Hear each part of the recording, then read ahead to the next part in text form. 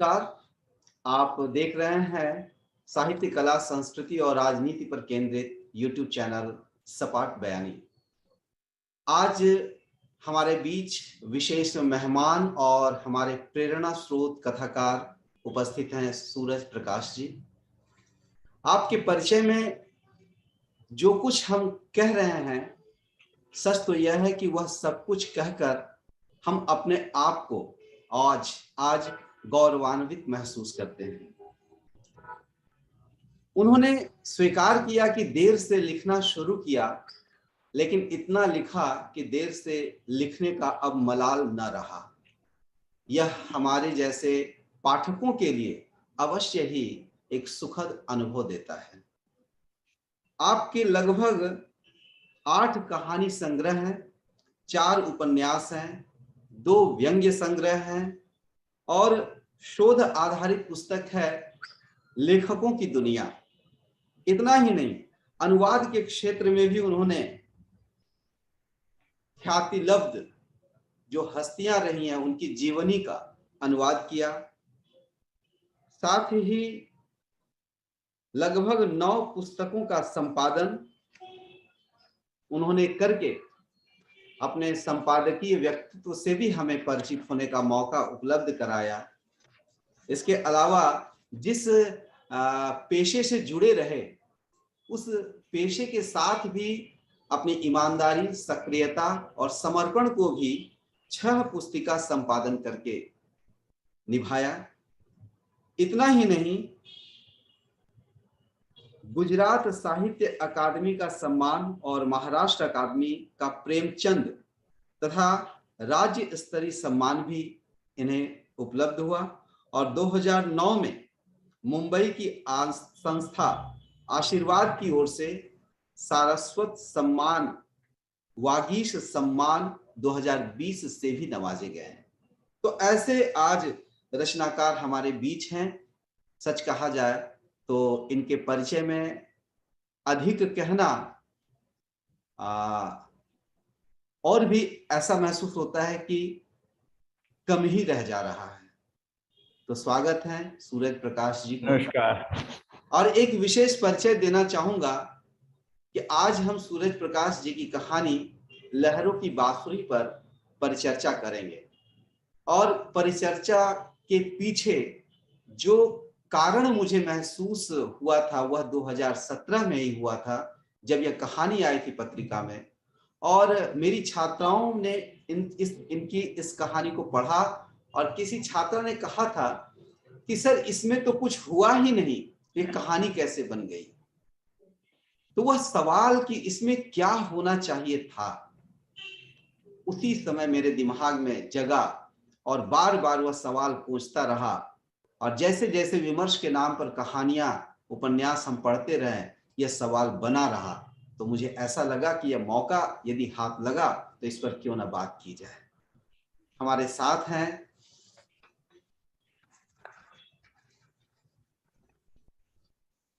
हमारे अति परिचित और कहा जाए तो अपनी सोच और शैली से सहज ही किसी को भी मोह लेना तो कहना उचित नहीं होगा, लेकिन प्रभावित कर लेने की सामर्थ्य रखने वाली डॉक्टर कंचन शर्मा जी हैं। आप मणिपुर विश्वविद्यालय के हिंदी विभाग में एसोसिएट प्रोफेसर है। आपका बहुत बहुत स्वागत है। सबसे पहली बात तो एकेडमिक एडमिनिस्ट्रेशन के कई ऐसे बोर्ड रहे जिसमें इन्होंने अपने सेवा मूलक व्यक्तित्व का परिचय बड़े धैर्य के साथ दिया। और इसके अलावा लाइफ मेंबर है कई संस्थाओं के। और विशेष बात रखी जाए तो इनके पब्लिकेशंस में लगभग 2000 से वे लगातार लगी रही। और इनका काव्य संग्रह तालाब में कंकर है, जिसमें उन्होंने भूमिका को काव्य शैली में लिखा। मैं समझता हूं कि यह एक अनुपम प्रयोग है कि हमारी भूमिका ही कविता में हो। इसके साथ ही यदि हम यह देख पाते हैं कि हमारे बीच हमारे साथ रहने वाली डॉक्टर कंचन शर्मा जी 2010 से विभिन्न सम्मानों से, पुरस्कारों से नवाजी गई हैं, जिसमें विशिष्ट साहित्य अकादमी सम्मान पंजाब कला साहित्य द्वारा है, तो कभी विद्या वाचस्पति सम्मान है, तो कभी लोकप्रियता सम्मान है श्रीलंका में प्राप्त, और कभी हिंदी ज्योति सम्मान उत्तर प्रदेश मंडल ऑफ अमेरिका संस्था से। इस प्रकार हमारे बीच ऐसे लेखकीय व्यक्तित्व को पाकर हम अवश्य ही सपाट बयानी में गर्वित हैं।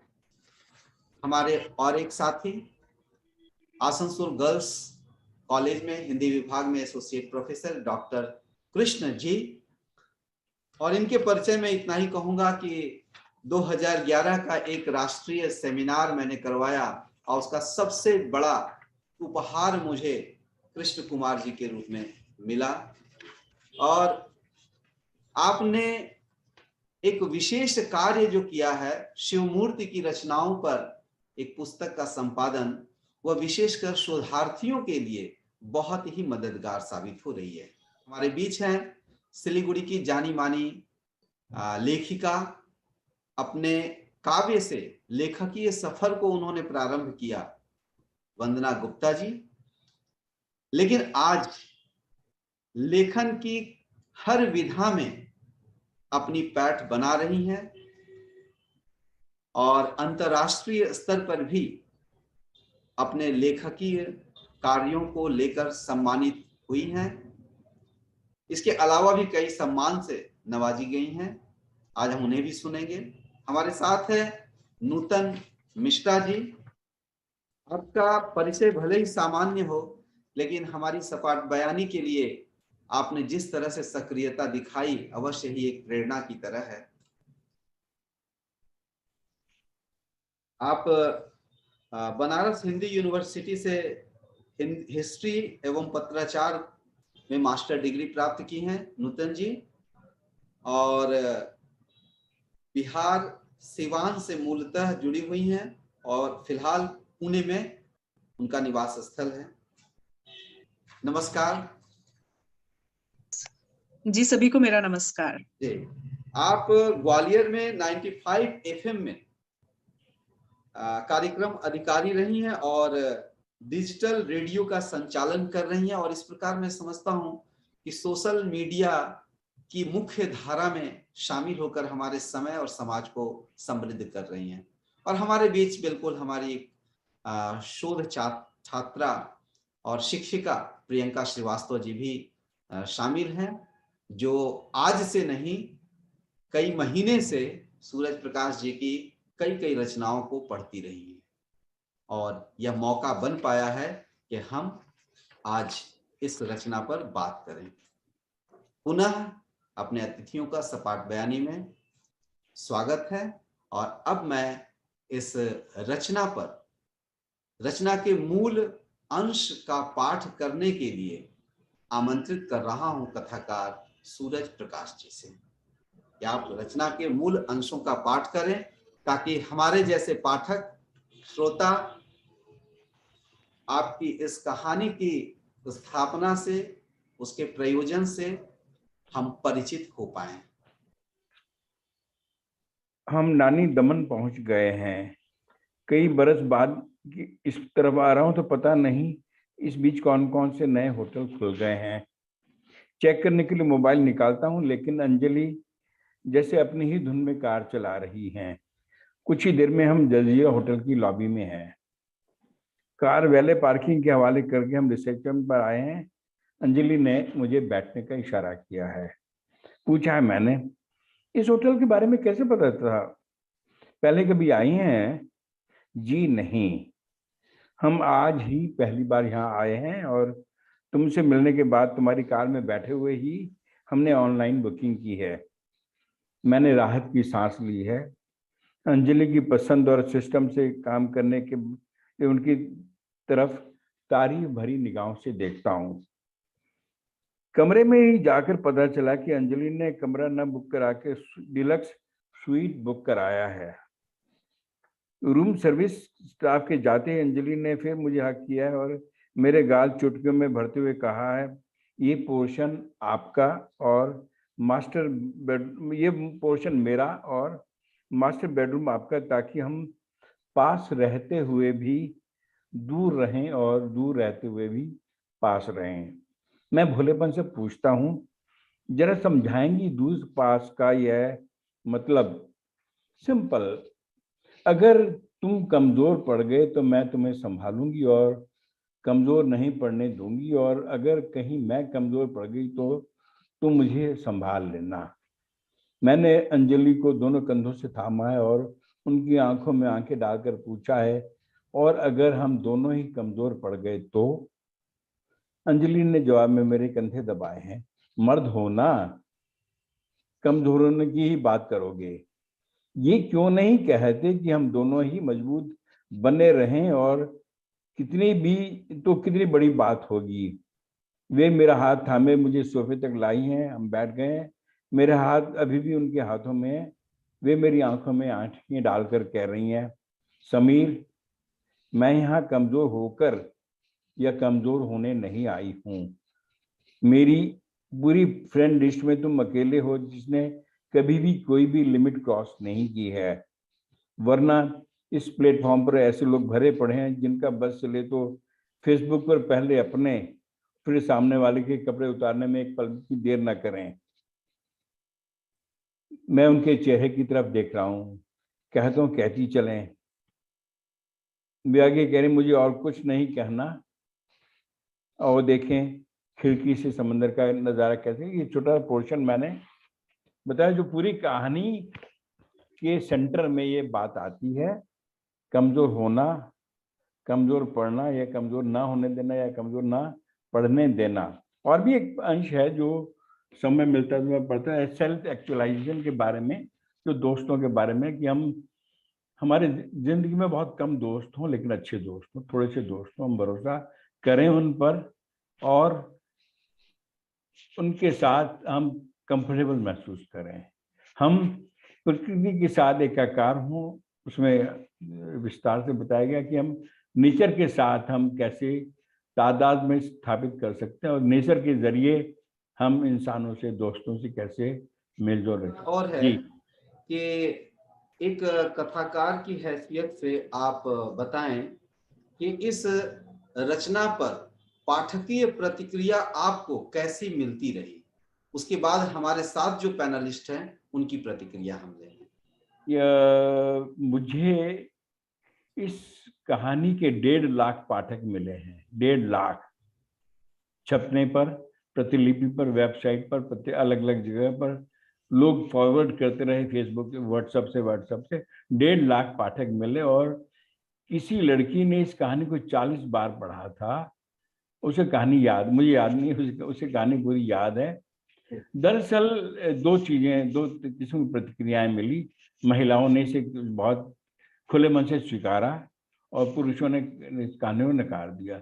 बहुत कम पुरुषों ने इस कहानी को स्वीकार किया या सराहना की। महिलाओं ने, शायद ही कोई महिला ऐसी हो जिसने कहानी को एक बार पढ़ा हो, 2 बार, 4 बार, 6 बार, 8 बार पढ़ा, और घंटों मुझसे बात की कि इस कहानी में कुछ ऐसा है जो महिला पात्र को, जो इसके अंजलि पात्र है, उसे व्यक्ति के रूप में पूरे सम्मान के साथ, पूरे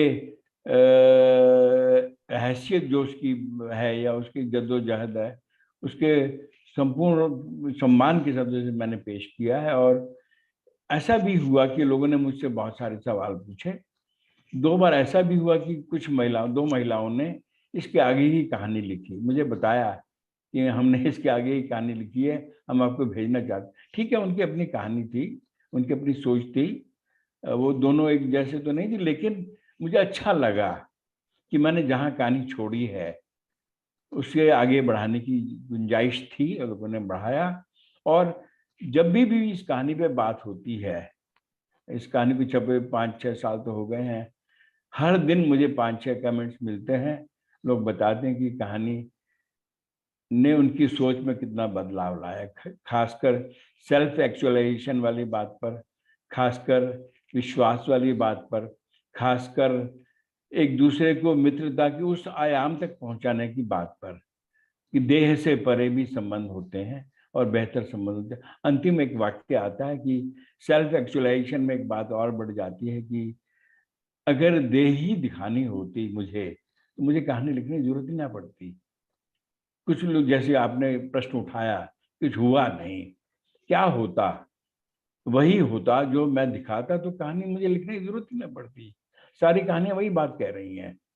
मुझे यही दिखाना था कि उसके परे भी कुछ होता है। मैं एक बात कहना चाहूंगा कि हम समाज से सोना लेकर गहने बनाकर लौटाते हैं, सोना लेते हैं और खूबसूरत गहने बना के लौटा देते हैं। तो जो भी हम समाज से लेते हैं वो लौटाते हैं। एक बात और भी कि समाज का सच, जो हमारे आसपास का सच होता है, वो अलग होता है और लेखक का सच अलग होता है।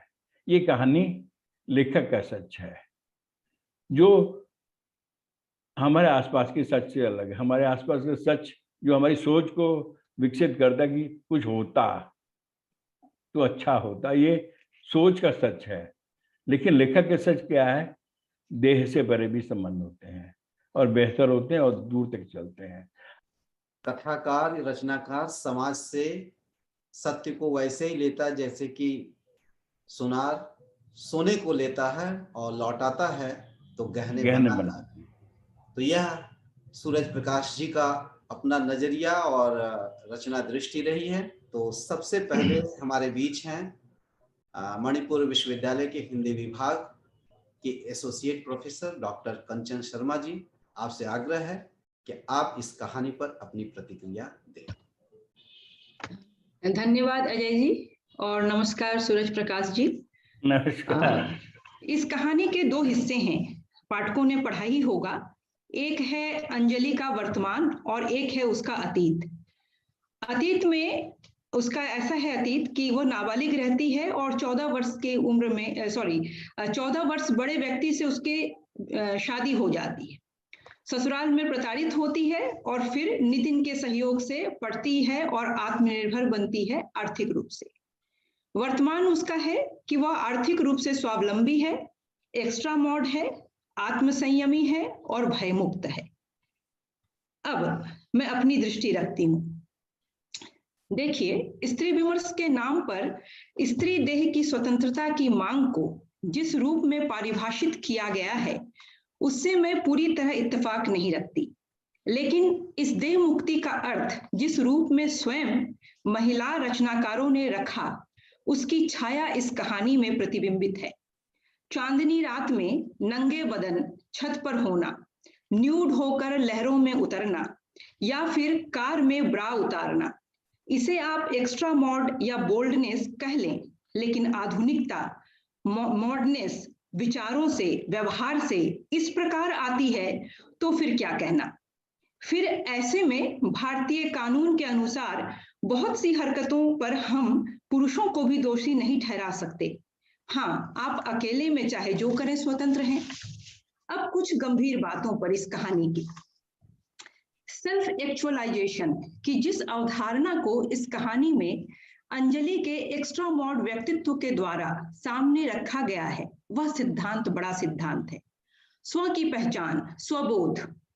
लेखक इसे डिफाइन भी करता है। इस परिभाषा के 3 बिंदु हैं। पहला है जीवन को रचनात्मक तरीके से क्रिएटिविटी के साथ जीना। लेकिन पूरी कहानी में रचनात्मक तरीके से क्रिएटिविटी के साथ जीती हुई अंजलि कहीं से नजर नहीं आती। दूसरा है क्षमताओं का भरपूर इस्तेमाल कर बेहतर तरीके से जीने की कोशिश करना। तो अंजलि क्षमताओं का भरपूर इस्तेमाल कर बेहतर तरीके से जीने की कोशिश अवश्य करती है, इसलिए आज वह आर्थिक रूप से स्वनिर्भर है। तीसरा बिंदु है वह ऐसी सोच रखता है कि वह जो काम कर सके उसे जरूर करे। तो फिर क्या यही एक्स्ट्रा मॉडर्नेस वह काम है जिसे अंजलि समझती है, वह कर सकती है और उसे जरूर करना चाहिए? फेसबुक चैटिंग और दोस्ती से एक स्त्री का इतना घनिष्ठ और एक्स्ट्रा मॉड व्यवहार अगर दिखाया ही है लेखक ने, तो फिर यह क्यों कि अगर तुम कमजोर पड़ गए तो मैं संभाल लूंगी और कमजोर नहीं पड़ने दूंगी, और अगर कहीं मैं कमजोर पड़ गई तो तुम मुझे संभाल लेना, और फिर हम दोनों ही मजबूत बने रहे तो कितनी बड़ी बात होगी।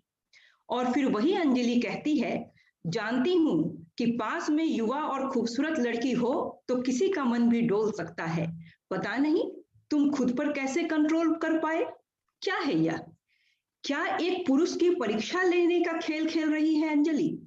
संघर्ष करके परिवार समाज से जूझकर स्वावलंबी होने वाली स्त्री का यह कैसा रूप है?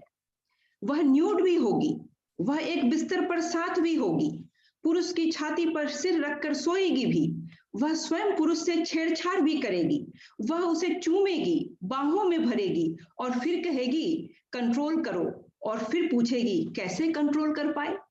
और पुरुष पुरुष भी नहीं, महापुरुष बना रहता है। साधु पुरुष कहता है बहुत आसान था, कुछ तुम्हारी शर्तें, कुछ मेरी वैल्यूज, कुछ मेरे डर और कुछ तुम्हारे वैल्यूज।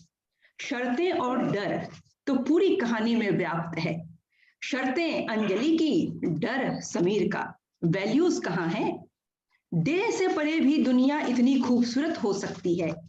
अगर यह वैल्यू स्थापित करना था तो जीवन की लहरों को सौम्य, खूबसूरत रखना था, तभी इस मूल्य का परीक्षण और स्थापना सही रूप में होता।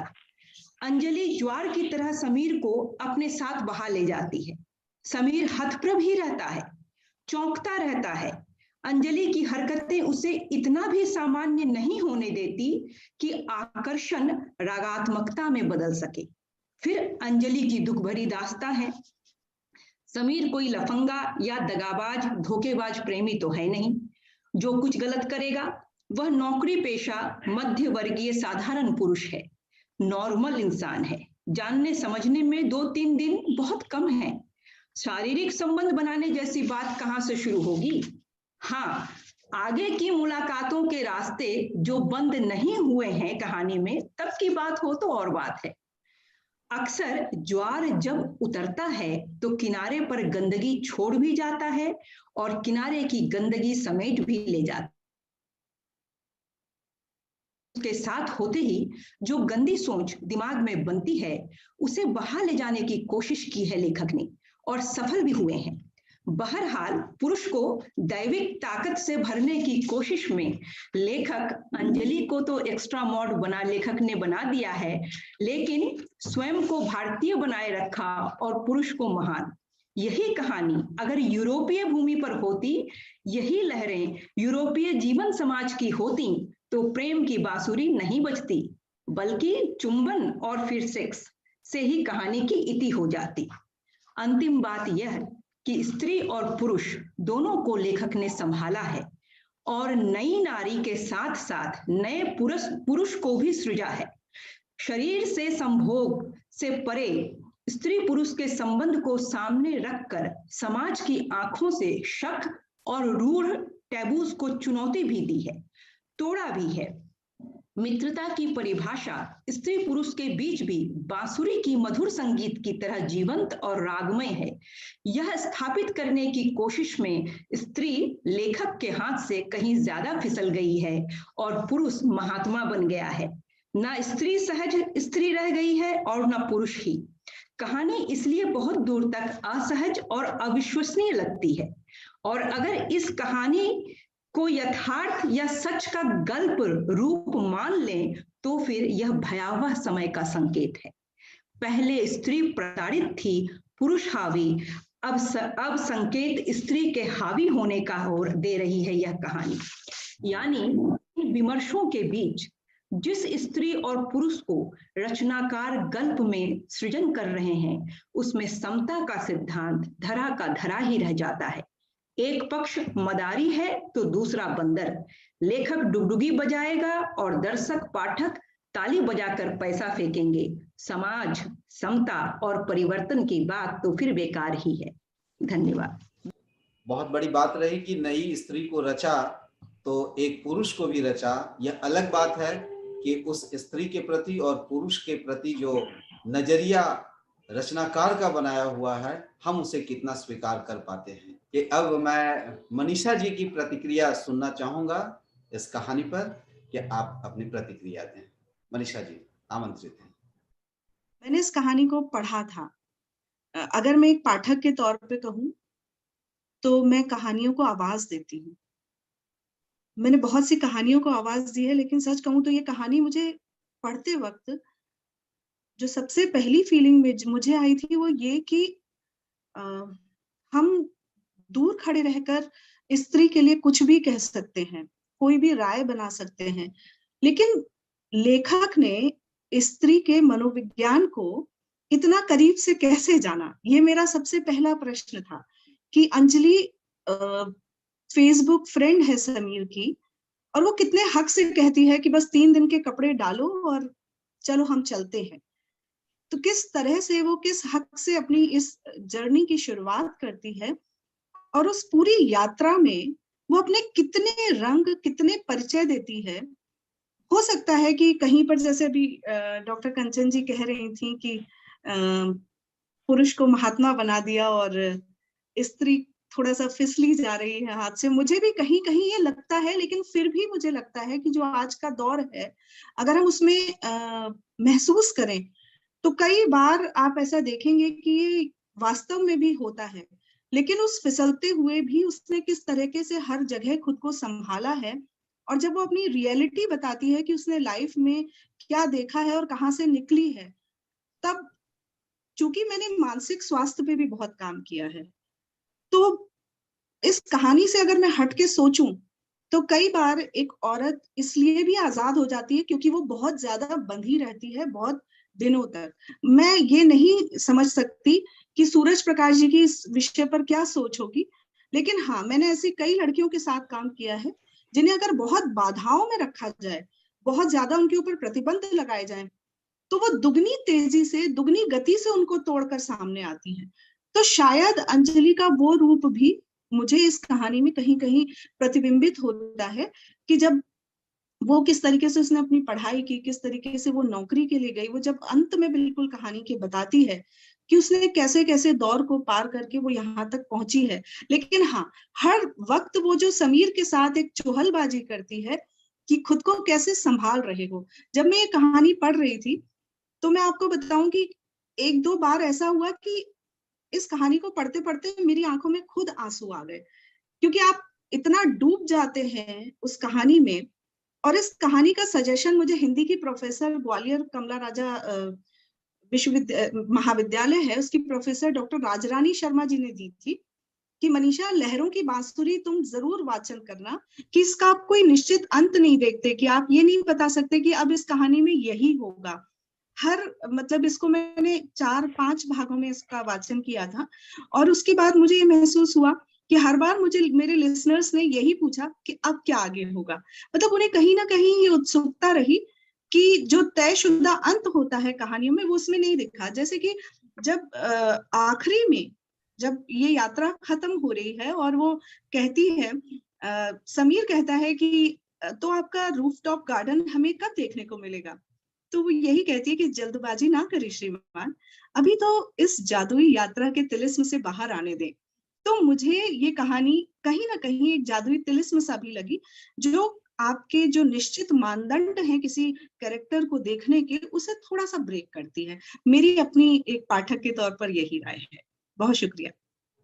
यदि कोई बहुत अधिक प्रताड़ना में हो, जैसे कि यहाँ कहानी की नायिका रही है अपने पति और सास के नियंत्रण में, तो जाहिर सी बात है कि उसके अंदर सेल्फ एक्चुअलाइजेशन का जो दर्शन जन्म लेता है, और यह भी कहती है कि उसका सबसे बड़ा सच सामने का पल है, वह क्षण है जिसे वह अपनी मर्जी से जी लेती है। और कई जगहों पर यह बात आती है कि जैसे 3 दिन बस अपनी मर्जी से जीना है।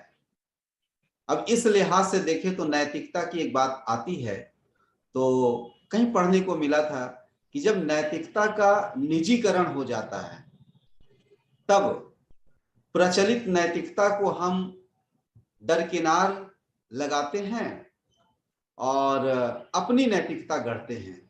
तो नायिका ऐसी नैतिकता गढ़ चली है, अब उसे हम कहाँ तक स्वीकार कर पाएंगे, कहाँ तक समाज में स्वाभाविक महसूस करते हैं, या कहाँ तक उसकी इस नैतिकता में भविष्य की संभाव्यता को भी हम महसूस कर सकते हैं। तो चले इस दिशा में, और अब हम आगे प्रतिक्रिया लेंगे हमारे साथ उपस्थित डॉक्टर वंदना गुप्ता जी। क्या आप अपनी प्रतिक्रिया प्रस्तुत करें। आपकी दो कहानियां मैंने पढ़ी, एक आपके जादू टूटना नहीं चाहिए और दूसरा लहरों की बांसुरी। मैं ये कहूंगी कि जादू टूटना नहीं चाहिए एक बहुत ही उम्दा कहानी जो कहा जाएगा, जो मानवीय गंध और मानवीय एहसासों के आधार पर जो है आगे बढ़ती है और कहीं ना कहीं एक प्रभाव छोड़ती है। और उससे आगे की कहानी मैं देखती हूँ जो है आपकी लहरों की बांसुरी, जहां पर आपने जो है दो प्रौढ़ मानसिकता के मित्रों को सामने रखा है और उसके आधार पर आपने कहानी सृजित की है या कहानी का सृजन किया है। मैं ये कहना चाहती हूँ कि सर कहानी में कथा किस्सा गोई है, कहन है और बहुत सुंदर तरीके से आपने जो है कहानी की संरचना की है, परंतु कहीं ना कहीं मुझे ऐसा लगता है कि कुछ दृश्य चित्र जो है आपने सायास जो है उसमें रखने का प्रयास किया है, जिससे कहानी बाधित होती है। और ऐसी कहानी मैंने एक one Indian girl Chetan Bhagat का उपन्यास पढ़ा था, इस तरह की स्थितियां उसमें भी आई थी, और ऐसी एक और कहानी मैंने पढ़ी थी जिसका नाम मुझे याद नहीं आ रहा है। तो वो चीजें मैं पढ़ चुकी हूँ, लगता है कि उसको जो है दोबारा रखा गया है, बट उसको एक सेल्फ एक्चुअलाइजेशन का एक बाना पहना के जो है उन स्थितियों को रखा है। कहानी में के कई कोण हैं और कई आयाम मतलब कई कोणों से जो है मैंने कहानी को देखा है। तो मुझे वो बातें बहुत सही लगी जहां आप लिखते हैं कि हम एक दूसरे को संभालेंगे और ऐसी स्थितियां आती हैं जब हम एक दूसरे से खुलते हैं और अपने पक्षों को रखते हैं और एक खुलापन रहता है, तो कहीं ना कहीं वो चीजें नहीं आती हैं उनके बीच, देह से परे जो कहते हैं कि एक और जहां है। तो वो चीजें आपने बड़े सुंदर तरीके से रखी हैं, बहुत ही क्या कहेंगे कि प्रभावात्मक हैं वो घटनाएं। लेकिन जो आपने सयास जो प्रयास किया है, कहानी चमत्कृत करती है लेकिन जो है मन को झकझोरती नहीं। और जैसे कहा कि कंचन जी ने कि वास्तव में आज की स्त्रियां जो है चाहती हैं कि मन और मस्तिष्क से उन्हें सम्मान मिले, उस देह से नहीं जिसमें हमारा मन और मस्तिष्क रहता है। तो आपने ये भी प्रयास किया कि मन और मस्तिष्क से जो है उसे सम्मान देने का प्रयास किया, परंतु जहां कहीं भी आपने जो मैंने कहा कि देह को रखा है, वहां मुझे कहानी कमजोर नजर आई। और देखिए लेखक जो है अपने समाज का पर्यवेक्षक होता है और उन जिसको वो देखता है, जिन स्थितियों को वो रखता है। और आज की दुनिया में जो है फेसबुक फ्रेंड के माध्यम से बहुत ऐसे रिश्ते बन रहे हैं और बिगड़ रहे हैं कि जहां पर आज हमारे आत्मीय रिश्तों में अजनबीपन आ गया है, वहीं हम अजनबियों की दुनिया में आत्मीयता ढूंढते हैं और कहीं ना कहीं एक जीने का साधन या जीने का आयाम मिल जाता है। जैसे कि आपने पहली कहानी मैंने आपको कहा कि जादू टूटना नहीं चाहिए, और वास्तव में आपने जो एक एक चीज दिखाई, उसका बदलाव दिखाया और चीजों के प्रति उसका रुझान दिखाया, जीने का एक नया आयाम मिला उसे, और वो उसके जो एहसास है छोटे छोटे सूक्ष्म सूक्ष्म जो है क्या कहेंगे बारीकियां जो है आपने उसमें डाली हैं। और वास्तव में लगता है कि वो कहानी इतनी प्रौढ़ और इतनी सशक्त है छोटी होने के बावजूद भी, और उसमें कहीं भी कोई चीज खटकती नहीं है मुझे। लेकिन ये जो कहानी है, इसमें जो आपने दृश्य रखे हैं उसमें थोड़ा सा खटकाव होता है। और एक अगर दोस्ताना दृष्टिकोण से ये कहानी देखी जाए तो मैं कहूंगी कि बहुत प्रौढ़ कहानी है। और उसके जो संवाद है, जहां जहां आपने रखा, अंतिम जो संवाद आपने रखा है, वहां कहीं ना कहीं एक एहसास होता है और एक नैतिकता की एक नैतिक जिम्मेदारी होती है साहित्यकार की। तो वो जो अंतिम वाक्य आपने रखे हैं, तो मुझे लगता है कि कहीं ना कहीं आपने उस जिम्मेदारी का निर्वाह किया है और एक कहानी को नया मोड़ दिया है कि कहानी का एक अलग पहलू जो है उसमें दिखाई देता है। जैसे कंचन जी ने कहा कि हाँ, आपने अंजलि को बहुत बोल्ड दिखाया। मैं नहीं समझती हूँ कि मेरठ जैसे शहर में रहने वाली स्त्री जिसका विवाह छोटी उम्र में हो जाता है और उसकी सोच उतनी बोल्ड हो सकती है, मेरे ख्याल से इतनी बोल्ड सोच जो है उसकी नहीं हो सकती है। तो मुझे लगता है कि कुछ स्थितियां खटकती हैं और बाकी मुझे कहानी कि सारे जो जिस दृष्टिकोण से, अगर दोस्ताना दृष्टिकोण से देखें, फेसबुक फ्रेंड के दृष्टिकोण से देखें, उसके अंदर की जो कमियां है उसको जो पूरा करने का प्रयास करती है, या उसका जो पुराना दोस्त है उस दृष्टिकोण से देखें, तो वो अपने आप को संभालती है और खुद को जो है संभालने के साथ साथ, लेकिन आपने कहीं भी उसकी माँ का पक्ष नहीं दिखाया, उसकी जेठानी उस बच्चे को रखती है। दूसरी बात, वो एक कुछ बच्चों को पढ़ाती है, रचनात्मक क्षेत्र में अगर देखा जाए तो कुछ ऐसे नए काम करती है कि वो स्त्रियां जिनमें वो कमी रह जाती है वो पूरा करने का प्रयास करती हैं। वो मनोविज्ञान, एक लॉजिक जो आपने रखा है, वो मेरी समझ में नहीं आया। और अब मैं आमंत्रित कर रहा हूं अपने एसोसिएट प्रोफेसर साथी डॉक्टर कृष्ण जी को कि आप अपनी प्रतिक्रिया हमें प्रस्तुत करें। पुरुष की तरफ से इस कहानी की कुछ अच्छाइयां गिना दी जाएं, मुझे लगता है ये बेहतर होगा। देखने की अपनी दृष्टि हो सकती है, रचना को सबकी अलग अलग होगी, तो लेकिन लेखक ने जो अभी इसी आयोजन में 2 आत्म स्वीकृतियां की हैं, मुझे लगता है हमें उनको केंद्र में रख करके बात करनी चाहिए। एक तो यह है कि हम सोना लेते हैं और गहने गढ़ कर देते हैं, लेखक सोना लेता है और गहने गढ़ देता है, गढ़ के देता है। और दूसरा यह है कि ये कहानी समाज की कहानी नहीं है, लेखक की कहानी है।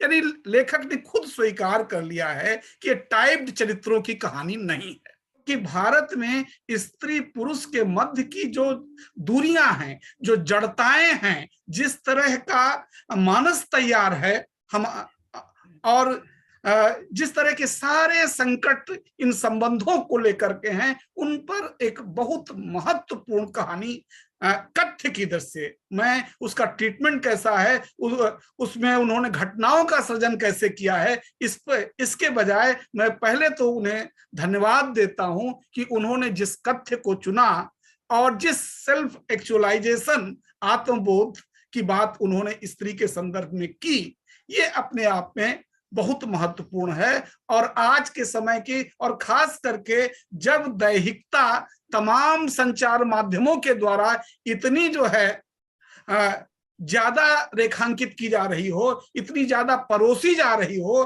कि तमाम निकट संबंधों में भी अब लोग जो है दैहिक संबंधों की स्थिति तक चले जाने की से तमाम ऐसी सूचनाएं, तमाम ऐसे समाचार मिलते रहते हैं। वैसे समय में एक रचनाकार इस चीज को रेखांकित करता है। मुझे याद आता है कि छायावाद के संदर्भ में कहा गया था कि बहुत बड़ी खासियत थी इस आंदोलन की कि यहाँ देवी माँ सहचरी प्राण स्त्री को माना गया, केवल जो है देवी नहीं माना गया कि सहचरी और प्राण के रूप में भी माना गया।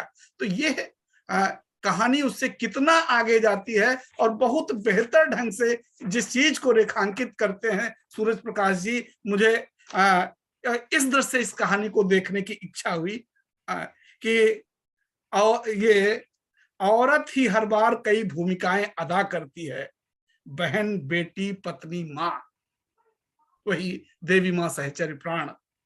लेकिन मेरे सीने में बच्ची की तरह लगकर सोई अंजलि के लिए मैं आज पिता या भाई की भूमिका निभा रहा हूं। गजब!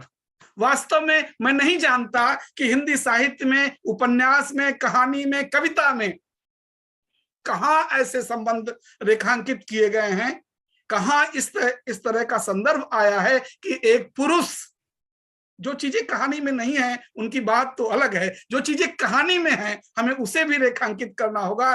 कि मैं नहीं जानता कि कहां इस तरह का संदर्भ, स्त्री तो निश्चित रूप से माँ, बहन, बेटी तमाम भूमिकाओं में वो नजर आती है, लेकिन एक पुरुष इस तरह से इस भूमिका में नजर आता है कि वो जब अकेली स्त्री के साथ, जहां कोई पारिवारिक संबंध या ऐसा नहीं है, वैसे मित्र है, और वैसे समय में एक पुरुष, वो भी नशे में धुत पुरुष जो है इस तरह की स्थिति में है, वो कह पा रहे हैं इस बात को कि मैं जो है भाई या जो है पिता की भूमिका में हूं। मुझे लगा कि यह महत्वपूर्ण और बड़ी बात है। और वही कि देश से परे जाने की ही बात है इसमें, देह की बात तो कोई भी कर से बड़े आराम से, जिस तरह के संदर्भ हैं यूरोप नहीं कहीं के भी, कंचन जी ने जिस बात को रेखांकित किया, वास्तव में सामान्य पाठक की तो यही उम्मीद होती है, सामान्य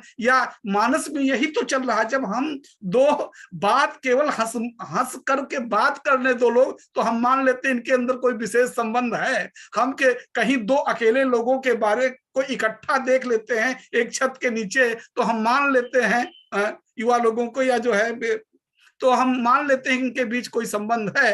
वैसे समय में यह बात कर पाना कि देह से परे भी दुनिया इतनी खूबसूरत हो सकती है, तो इस निश्चित रूप से इन संदर्भों को देखा जाना चाहिए। और ये कहानी के महत्वपूर्ण पक्ष हैं। कहानी बहुत बेहतर ढंग से इन चीजों को इसमें रेखांकित किया गया। लेकिन हाँ, ये जरूर है कि ये रेखांकन का जो सलीका, जो घटनाएं, वैसे सूरज प्रकाश जी जैसे लोग प्रायः इस उम्र के लोग गाली देते हैं फेसबुक को, सोशल मीडिया को, प्रायः कि इसने बर्बाद कर दिया, इसने सारा कुछ बेकार। मेरे तमाम पूजनीय हैं जो इसको कहते हैं कि ये बहुत बेकार चीज है, एकदम बेकार चीज है। वैसे में उस फेसबुक का इस तरह से उपयोग करके, उनके माध्यम से विकसित संबंधों का इस तरह उपयोग करके उन्होंने जो कहानी रची वो महत्वपूर्ण है। लेकिन एक लेकिन लगा ही देता हूं कि जिस तरह से हम तो तथाकथित हिंदी भाषी लोग हैं ना, हम तो तथाकथित सामंती परिवेश में पले बढ़े लोग हैं ना। स्त्री का शराब पीना, स्त्री का इस तरह से सिगरेट पीना, या इस अवचेतन में कहीं स्वीकार्य है, अर्जित बुद्धि के माध्यम से स्वीकार्य है। लेकिन हमारा जो संस्कार है ना, उसे लगता है कि अगर यही बातें थोड़ा सा कुछ एक्टिविस्ट किस्म के लोग होते, थोड़ा सा कुछ जो है संजीदे किस्म के लोग होते, थोड़ा सा कुछ ऐसा होता कि वो बड़ी बात, कुछ अध्यापक प्रोफेसर लोग होते दो, या इस जो बड़ी बौद्धिक क्षमता वाले लोग होते, वहां तो ये बातें की जा सकती थी और वो यथार्थ के धरातल पर कर रहे होते। लेकिन बड़े होटल में इतनी वाइन, इतना बियर और इतना जो है समुद्र, और उसमें जो है नग्न स्नान, ये सारी चीजें जब इस एक्चुअलाइजेशन के साथ आ जाती हैं, तो हम जैसे लोगों के लिए थोड़ा सा संकट होता है। अगर यही चीजें थोड़ा सा बौद्धिक रूप में आती, और ये जो ये लेखक को बिल्कुल नहीं वैसा करना चाहिए। लेखक मानता है कि वो अपने ढंग से उस चीज को रेखांकित कर रहा है, लेकिन एक सामान्य आलोचकी बुद्धि जिस चीज को, अर्जित बुद्धि जिस चीज को रेखांकित करना चाहती है, उसको लगता है कि समाज में बेहतर जो संदेश जाता, उसमें वो ज्यादा बेहतर होता कि ऐसे संबंध। ठीक है, कथ्य के धरातल पर ये बहुत महत्वपूर्ण बातें हैं, इसमें कोई दो राय नहीं, लेकिन उस कथ्य के साथ एक विशेष वर्ग, एक इलीट क्लास, जो कि सामान्य भारतीय जनता की बात नहीं है, सामान्य भारतीय युवा युवती की बात नहीं है, सामान्य भारतीय नागरिकों की बात नहीं है। इसलिए ये कहानी महत्वपूर्ण होते हुए भी भले 1.5 लाख लोगों ने पढ़ा हो इसे, मुझे लगता है कि उस दृष्टि से इस कहानी को, जो हमारा एक पारंपरिक तरीका सोचने का है, उसमें ये फिट नहीं बैठती। आज के समय की मुझे लगता बहुत बड़ी जरूरत है, जहां चारों तरफ आइटम नंबर्स की धूम हो, जहां चारों तरफ दैहिकता प्रभावी हो। वैसे समय में घोर दैहिकता के मध्य, घोर तमाम अवसरों के मध्य भी एक रचनाकार इतनी संजीदगी के साथ इन संबंधों को रेखांकित करता है। मुझे लगता है इसके लिए सूरज प्रकाश जी की प्रशंसा करनी चाहिए। अब मैं बढ़ रहा हूं। हमारे साथ उपस्थित, हमारे लिए पहली बार हमारी मुलाकात है नूतन मिश्रा जी से। आपसे आग्रह है कि आप अपने विचार प्रस्तुत करें।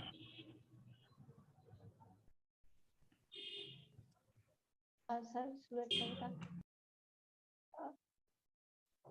मैं इसको देखती हूँ चार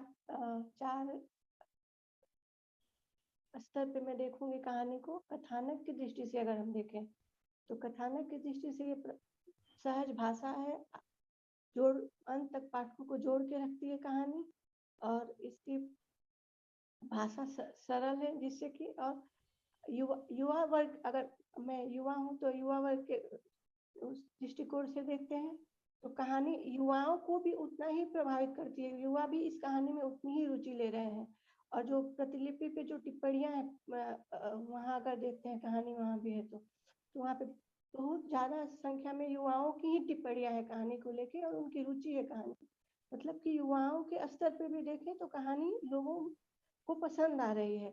और युवाओं को ये कहानी ये मैसेज देती है कि खासतौर पे लड़कियों के लिए, इसलिए शायद लड़कियों ने और या महिलाओं ने इसे ज्यादा पसंद किया है क्योंकि एक सपने देखने के लिए प्रेरित करती है। बेमेल विवाह हो या कम उम्र में शादी हो तो रोना झिकना कि नहीं अब इसी में मेरी जिंदगी कट जाएगी, ये मैं क्या करूं, इस तरह से नहीं सोच के वो सपने देखती है, उस सपने को पूरा करती है और अपने शर्तों की जिंदगी जी रही है।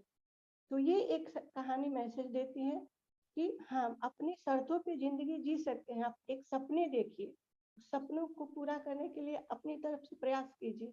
इस स्तर पे इस दृष्टिकोण में भी कहानी बहुत अच्छी लगती है और यहाँ युवाओं के लिए भी ये मैसेज है। स्त्री विमर्श के रूप में देखें तो स्त्री विमर्श में जो या उत्तर आधुनिक जो स्त्री विमर्श है उसमें एक है कि बोल्ड महिला है या वो शराब पी रही है, सिगरेट पी रही है, तो यहाँ वही उसकी आधुनिकता है या फिर बहुत सारे लोगों से संबंध है। तो यहाँ भी स्त्री विमर्श के लिए भी एक बहुत इम्पोर्टेंट कहानी है क्योंकि ये एक बहस का मुद्दा देती है कि क्या जो देह ही है, जो कि स्त्री विमर्श में ये हमेशा पॉइंट होता है कि देह से परे या देह के साथ, तो इसके लिए भी कहानी महत्वपूर्ण विमर्श का पॉइंट बनती है कि क्या मतलब कोई भी जो महिला और पुरुषों के बीच जो रिश्ते हो वो क्या उसके बीच में देह जरूरी है या देह से परे भी रिश्ते हो सकते हैं। तो इस स्तर पे भी ये कहानी एक अच्छी कहानी बनती है और आलोचना के लिए भी, आलोचकों की दृष्टि में भी ये कहानी अभी 4 साल लगभग हो गए हैं कहानी को, तो ये हमेशा आलोचना के लिए भी एक बेहतर कहानी बनेगी क्योंकि ये जो अभी सब लोगों ने कही कि मुझे कहानी पसंद नहीं आई या पसंद आई, जो भी उन्होंने अपने अपने पक्ष रखे, तो ये हमेशा ही चर्चा का विषय अभी तक कहानी इसलिए है क्योंकि एक अलग ही रिश्ते की बात करती है। उस लेवल तक सोचना भी कि हाँ अगर है तो रिश्ते इसके परे भी हो सकते हैं। इस दृष्टि से भी ये कहानी बहुत ही महत्वपूर्ण है और अभी भी ये पाठकों की पहली पसंद बनी हुई है। मतलब जो प्रतिलिपि का सर्वे है उसमें भी ये कहानी 20 कहानियों में 7वें या 8वें नंबर पे है ऐसे। तो मुझे ये कहानी एक युवा पाठक की दृष्टि से भी महत्वपूर्ण है क्योंकि ये सपने देखने के लिए प्रेरित करती है। सपनों को अब एक ही जो कहते हैं एक ही लाइफ है, तो अपनी शर्तों पे अपनी लाइफ को जीना, उसमें किसी का रोक टोक नहीं हो, किसी का थोपा हुआ रूल ना हो कि ना आपको यही करना है, उससे उस लेवल की उस स्तर की ये बात करती है कि और सबसे एक और अच्छी बात है सर की कहानियों की, स्त्री मनोविज्ञान की छोटी छोटी चीजों के माध्यम से सर ने दिखाया है कि कैसे ये मतलब एक महिला क्या अगर बोल्ड होती है या उस इकोनॉमिक रूप से इंडिपेंडेंट है तो क्या कर सकती है, या कैसे छोटी छोटी चीजों को वो कैसे एंजॉय करती है। और प्रकृति से जो यहाँ कहानी में बहुत जगह जो प्रकृति से जो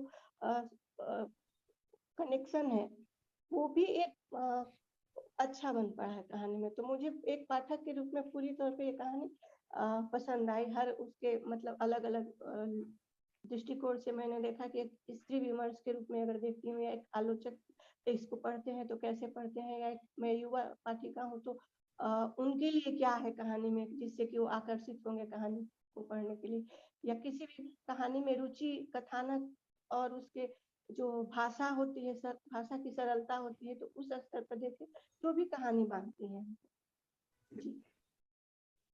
तो यहाँ जो बातें खासकर उभर कर आई कि स्त्री इतनी प्रताड़ना के बीच सपने देखती है और सेल्फ एक्चुअलाइजेशन के जरिए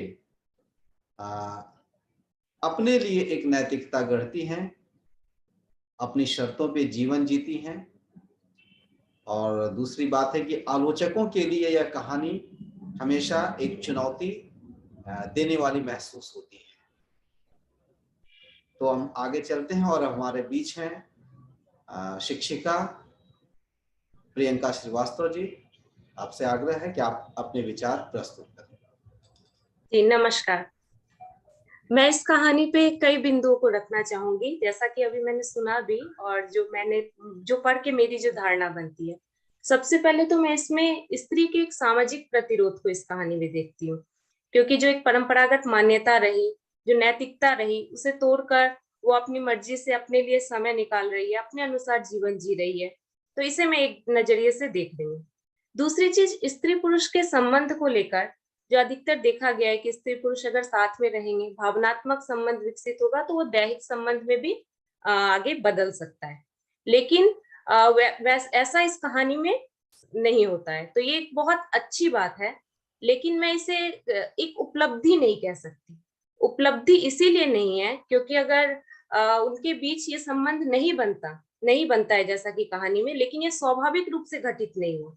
स्वाभाविक रूप से घटित तब होता जब दोनों के अंदर इच्छा ही उत्पन्न नहीं होती। लेकिन यहाँ पहली रात पुरुष के अंदर भी इच्छा उत्पन्न होती है और दूसरी रात स्त्री के अंदर भी, लेकिन इसके बावजूद वो संबंध नहीं बना रहे। यानी एक प्रगतिशील स्त्री दिखाया गया है अंजलि को। वो सेल्फ एक्चुअलाइजेशन की बात भी करती है, जिसमें कहा गया है कि हमें एक उसका अतीत रहा है, उस अतीत से वो निकल कर आई है। तो वो कहती है कि एक आत्मबोध के कारण, और यह आत्मबोध है जिसमें हम सहज तरीके से अपने जीवन को जी पाए। लेकिन देह के स्तर पर वो आतंकित है, दैहिक रूप से वो अभी इस आतंक से मुक्त नहीं है, क्योंकि वो समीर से कहती है, अंततः वो समीर से कहती है कि अगर हम इस देह की गली में, अंधी गली में घुस गए रहते तो फिर इससे बाहर निकल नहीं पाते। तो इसीलिए ये जो संबंध नहीं बनता, ये मेरे लिए कुछ स्वाभाविक ना होकर एक दबाव रहा, एक नैतिकता का दबाव कहें या परंपरा का दबाव कहें, या देह मुक्ति इसे हम नहीं कह सकेंगे, देह का एक आतंक बना हुआ है। दूसरी बात मैं जो यहाँ देखती हूँ, पुरुष के संदर्भ में, पुरुष इस कहानी में बड़ा उपेक्षित नजर आता है। और नहीं तो मुझे नजर आता है कि कहीं ना कहीं कथाकार की चिंता आज के मध्यवर्गीय पुरुष के प्रति है। सबसे पहले तो मैं उपेक्षित इसीलिए कह रही हूँ पुरुष को, क्योंकि एक स्त्री आती है, उसे कहती है अपने साथ जाने, वो जाने को तैयार हो जाता है। फ्रंट सीट पे बैठकर वो ब्रा चेंज कर रही है, उसके बाद हाईवे पे उसे उतार कर उससे गले मिल रही है, और पुरुष सारी चीजें उसके अनुसार कर रहा है। अगर स्त्री ये सारी चीजें जब कर रही है तो वो प्रगतिशील है। लेकिन अगर पुरुष इसमें से सारी चीजों को हम छोड़ ही दे, एक भी चीज अगर खुद से आगे बढ़ता तो उस पर एक चरित्र हनन का आरोप या चरित्रहीनता का आरोप लग ही जाता। और मुद्दे की बात जो मुझे इसमें सबसे ज्यादा लगी इस कहानी में, मैं सर से बताना चाहूंगी कि वो लोग जब होटल में ठहरते हैं तो अंजलि समीर का संस्कार कर रही है कि अगर मैं बहक जाऊंगी तो तुम मुझे संभाल लेना, तुम बहक जाओगे तो मैं तुम्हें संभाल लूंगी। और उस पर वो जब प्रतिक्रिया देता है, अगर हम दोनों बहक जाएं, तो वो कहती है मर्द हो तो ऐसे ही बोलोगे। उसे तपाक से उत्तर मिल जाता है कि मर्द हो तो तुम ऐसा ही सोच सकते हो। और जब वो इससे बचना चाहता है, यानी सोच से वो बचना चाहता है, इसीलिए जब दूसरी रात को वो वापस नग्न होकर नहाने जाना चाहती है, जो भी करने, समुद्र में उतरना चाहती है, तो उसे रोकता है ताकि वो अपने आप, वो कहीं ना कहीं खुद को रोके। तो ऐसी स्थिति में उसे उस समय भी जवाब मिल जाता है कि मर्द हो तो सहन नहीं कर सकते। यानी अगर रोकने जाए तो वो एक रूढ़िवादी पुरुष में बदल जाएगा, और अगर सामने से व्यक्त करने जाए, सामने से स्त्री जो जिन इच्छाओं को रख रही है उसमें अगर वो एक कदम भी अपनी मर्जी से आगे बढ़ा तो सीधे उस पर उसे तपाक से जवाब मिलेगा कि मर्द हो तो बहकने की ही बात कर सकते हो। और मुझे लगता है कि ये कहानी कहीं ना कहीं आज के मध्यवर्गीय या उच्च मध्यवर्गीय परिवार के पुरुष को दिखा रही है, क्योंकि पुरुष की स्थिति को दर्शा रही है। मैं इसीलिए कह रही हूँ क्योंकि आज हम मीडिया में देखें, सोशल मीडिया में देखें, या फिर हम जो नायिका वगैरह है वो भी देखें, जैसे यहाँ नायिका नग्न होकर आ जा रही है और उम्मीद की जा रही है कि जैसे कि कंचन मैम ने कहा कि पुरुष के अंदर एक दैवीय शक्ति, तो मैं कहूंगी आज के मध्यवर्गीय पुरुष के अंदर एक दैवीय शक्ति है, क्योंकि सोशल मीडिया पे देख रहा है स्त्री को किसी ने ऊपर नहीं पहना है, किसी का बीच से फटा हुआ है, किसी का नीचे से निकला हुआ है, लेकिन फिर भी वो दैवीय शक्ति के कारण ही कहीं ना कहीं अपने आप पे कंट्रोल करके है, या फिर अपने आप को व्यक्त नहीं कर रहा है। तो मैं इस चीज को यहाँ, मैं मतलब इस कहानी को दो रूप में मूल रूप से देखती हूँ। एक तो यहाँ पे देह के आतंक से, प्रगतिशील होकर भी देह के आतंक से ये कहानी मुक्त नहीं है, क्योंकि एक डर है कि अगर दैहिक संबंध बन गया, वो स्वाभाविक नहीं है, यहाँ एक डर है कि दैहिक संबंध बन गया तो उसके बाद हम ये फिर जैसा संबंध है वैसा नहीं रह पाएगा। और दूसरी चीज यही मध्यवर्गीय पुरुष या उच्च मध्यवर्गीय या मध्यवर्गीय परिवार के पुरुष की नियति को ये कहानी दर्शा रही है कि हाँ, आज वर्तमान में स्त्रियां जो भी करे उसे अपने पर कंट्रोल करके रखना पड़ेगा। इस स्थिति को ये कहानी दिखा रही है। फिलहाल मेरी एक जिज्ञासा यहाँ जुड़ती है, जैसा कि प्रियंका ने कहा कि हम देह के आतंक में हैं। स्त्री विमर्श में मुक्ति का प्रथम चरण माना गया है देह को। अर्चना वर्मा ने भी लिखा कि स्त्रियों के लिए सारी समस्याएं शुरू होती है तो देह से। राजेंद्र यादव ने कहा कि पहली मुक्ति यदि आत्मा को मिलनी चाहिए तो वह देह से। तो यहां यदि मुक्ति की बात आज हम करते हैं विमर्श में, तो यहां मुक्ति नहीं बल्कि देह से पलायन है। पलायन कभी भी मुक्ति नहीं हो सकती, क्योंकि कुमारगिरी चित्रलेखा में हम देख रहे हैं कि कैसे पलायन कर गया था और भ्रम था कि उसने दुनिया को जीत लिया, लेकिन चित्रलेखा के सामने आते ही उसकी क्या स्थिति हुई। तो यह एक बात आती है कि देह से आतंकित है पुरुष ज्यादा, कि यदि एक गलती भी कर लें तो हमारी सारी इज्जत धूल में मिट जाएगी। पुरुष को यह आतंक है कि एक गलती भी हो जाए तो, लेकिन यहां स्त्री को सेल्फ एक्चुअलाइजेशन के तहत जिस तरह से प्रस्तुत किया गया है, वहां तो लगता है जैसे कि उसके लिए देह कोई मायने नहीं है। हो सकता है। तो तमाम बातें आई और इन बातों के बीच में अपनी ओर से सिर्फ एक बात जोड़ता हूं कि नई नैतिकता की बात रामविलास शर्मा ने की, मैत्रेयी पुष्पा ने भी की, और यहां मैं समझता हूं कि सेल्फ एक्चुअलाइजेशन के तहत यहाँ की नायिका अंजलि भी अपनी नैतिकता खुद गढ़ रही है। अपनी नैतिकता खुद गढ़ने में ऐसा क्या लगता है कि हम किसी नए मूल्य का निर्माण कर रहे हैं? यदि नैतिकता मूल्य नैतिकता के बाद की स्थिति है और कानून के पहले की स्थिति, इसलिए मूल्य को केंद्र में रखें तो फिर अंजलि और यहाँ नायक के बीच जो संबंध है वह किस तरह से संबंध को मूल्य प्रदान करने वाले हैं। यह इसलिए और भी चिंता की बात है कि आज सोशल मीडिया में ऐसे संबंध स्त्री और पुरुष की जरूरत बनते जा रहे हैं, हम इससे इनकार नहीं कर सकते। लेकिन एक स्त्री यदि फ्रेंड रिक्वेस्ट एक्सेप्ट करना चाहती है तो 1000 बार सोचती है, और एक पुरुष भी यदि फ्रेंड रिक्वेस्ट भेजना चाहता है किसी स्त्री को, यदि वह समझता है इस कथा के नायक की तरह की एक भी गलती हुई तो सारी इज्जत धूल में मिल जाएगी, तो वह नहीं भेज पाता है। यहां भी आतंक है। तो इस आतंक से हम कैसे मुक्त होंगे? क्योंकि कहानी मुक्ति की ओर कम और एक आतंक में जाकर समाप्त हो रही है। तो इन सारे संदर्भों को लेकर हम कथाकार को सुनेंगे, और आगे मैं आमंत्रित कर रहा हूं सूरज प्रकाश जी को कि आप अपनी बात रखें। धन्यवाद। मैंने सबकी बातें सुनी और मुझे किसी की बात से इनकार नहीं है, क्योंकि कहानी लिखी जा चुकी है और उसे मैं रीराइट नहीं कर सकता। 2-3 बातें मैं अपनी तरफ से कहूँगा। सोशल मीडिया से मैंने बहुत कुछ सीखा है, मैं इसे बहुत पॉजिटिव मानता हूँ। बेशक सोशल मीडिया आभासी है, उसके पीछे के चेहरे असली हैं, हम आप असली हैं, बैठे हुए हैं, बात कर रहे हैं। मैंने 2 उपन्यास और 6 लंबी कहानियां फेसबुक से आए चरित्रों पर लिखी हैं। मेरा एक उपन्यास है नॉट इक्वल टू लव, जो चैट उपन्यास है। पूरा उपन्यास ही चैट में है उसमें, और जितनी भी शर्तें उपन्यास की मानी गई हैं वो सब चैट में पूरी होती हैं। वो बहुत लोकप्रिय उपन्यास रहा। उस पर 2 लड़कियों ने एमफिल की और 2 MA की छात्राओं ने शोध प्रबंध लिखे। मैं इसे फेसबुक को बहुत पॉजिटिव मानता हूँ और 6 लंबी कहानियां वहाँ से आई हैं। दूसरी बात जो डॉक्टर कृष्ण साहब कह रहे थे कि थोड़ी दारू कम होती, थोड़ी शराब कम होती, थोड़ा ये कम होता, मैं ये बताना चाहता हूँ कि मेरी नायिकाएं अगर अपने जीवन में शराब पी रही हैं, सिगरेट पी रही हैं, तो मेरी कहानी में आकर वो गन्ने का रस नहीं पिएंगी।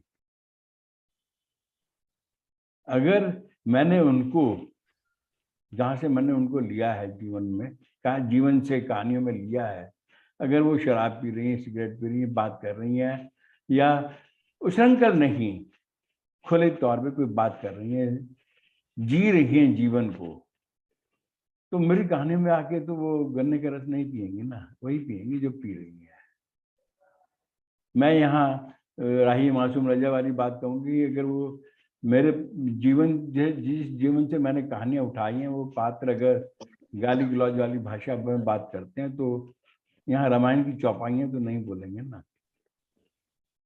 तो यही बात मेरे साथ भी थी कि जो जहां से मैंने पात्र उठाए हैं, मैं झूठ नहीं बोल सकता था उनके साथ कि भैया एक ही पैक पीना, दूसरा पैक मत पीना।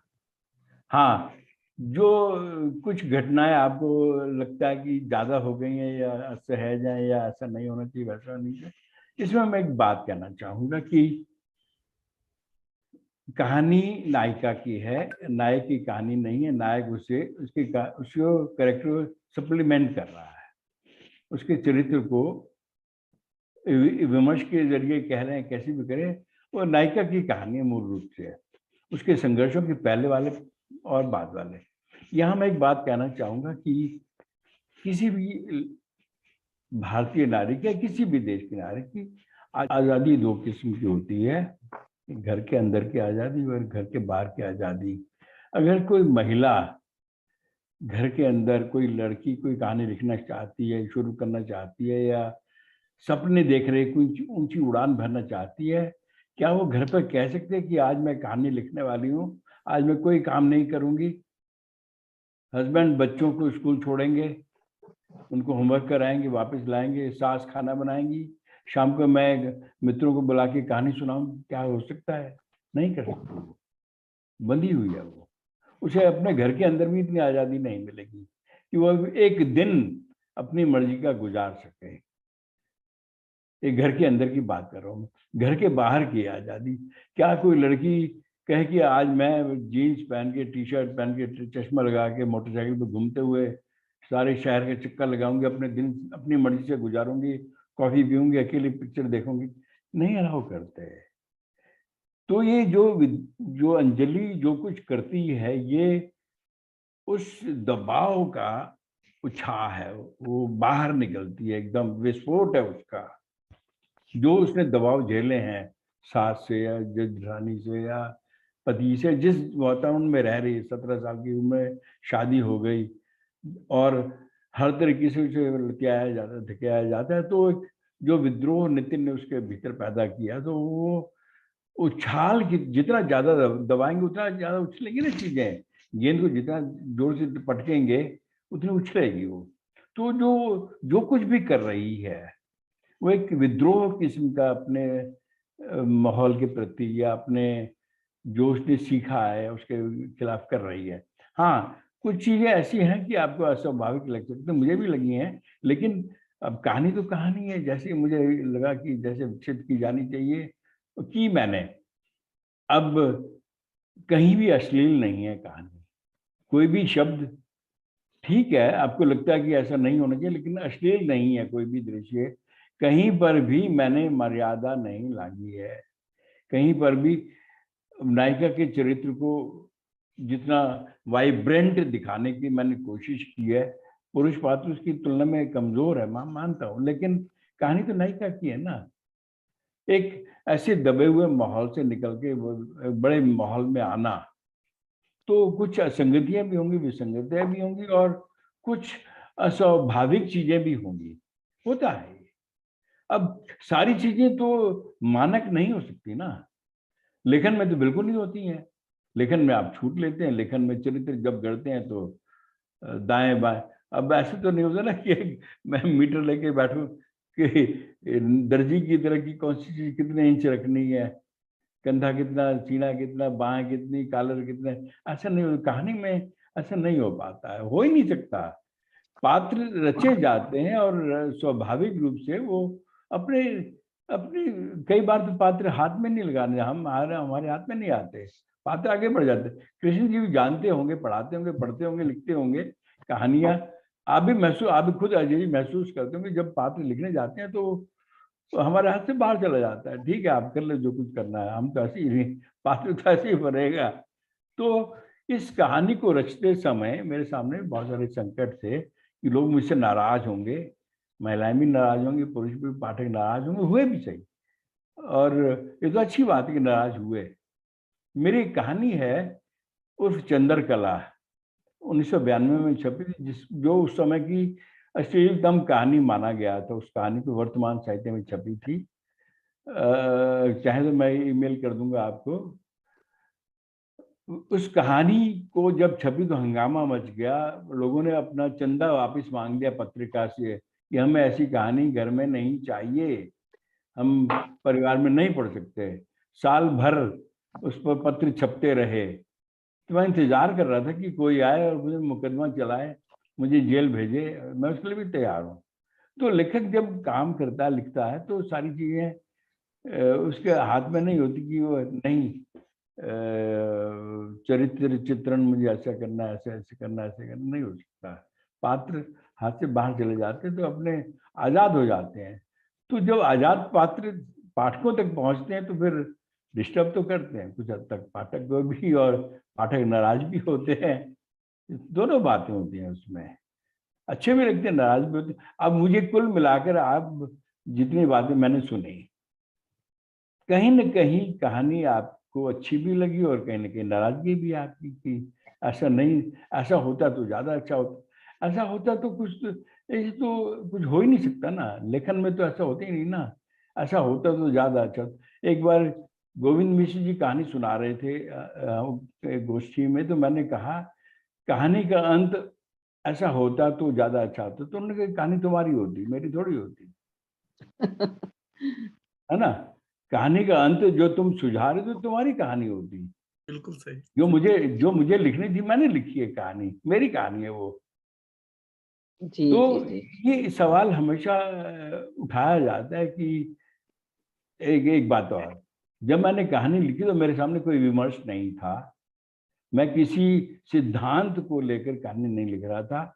स्त्री विमर्श, पुरुष विमर्श, आलोचक विमर्श, मेरे सामने कुछ भी नहीं था। मेरे सामने दो पात्र थे, एक नायक है, उसकी जिंदगी में एक नायिका आती है, और नायिका अपनी 3 दिन अपनी मर्जी से गुजारना चाहती है, उच्छृंखल तरीके से कह सकते हैं आप, अपनी मर्जी से। जो उसने दबाव झेले हैं घर पर, उससे थोड़ी मुक्ति चाहती है। वो कहती है कि अगर मैं गोवा में जाती तब मैं यही करती, कलंगुट बीच पे जाती, वहां नहीं गए तो यहाँ हूँ, यहाँ वहां तुम ना होते, यहाँ समंदर है और तुम दोनों हैं, तो मैं अपने तरीके से जी रही हूँ। तो एक मुक्ति का एहसास भी है उस कहानी के साथ, एक जीवन की जीने की इच्छा भी है कि जो उसने नहीं जी पाई, अपने छोटे शहर में इच्छाएं नहीं पूरी कर पाते, यहाँ वही रह रही है, पी रही है। उसने बताया कैसे पीना शुरू किया, पति के कैबिनेट से उसने पीना शुरू किया, कैसे पीना शुरू किया वही बता दिया कि वो बूढ़ा आदमी उसके, जिसने जो हरकत की थी वो उसे छुड़ाना चाह रही थी।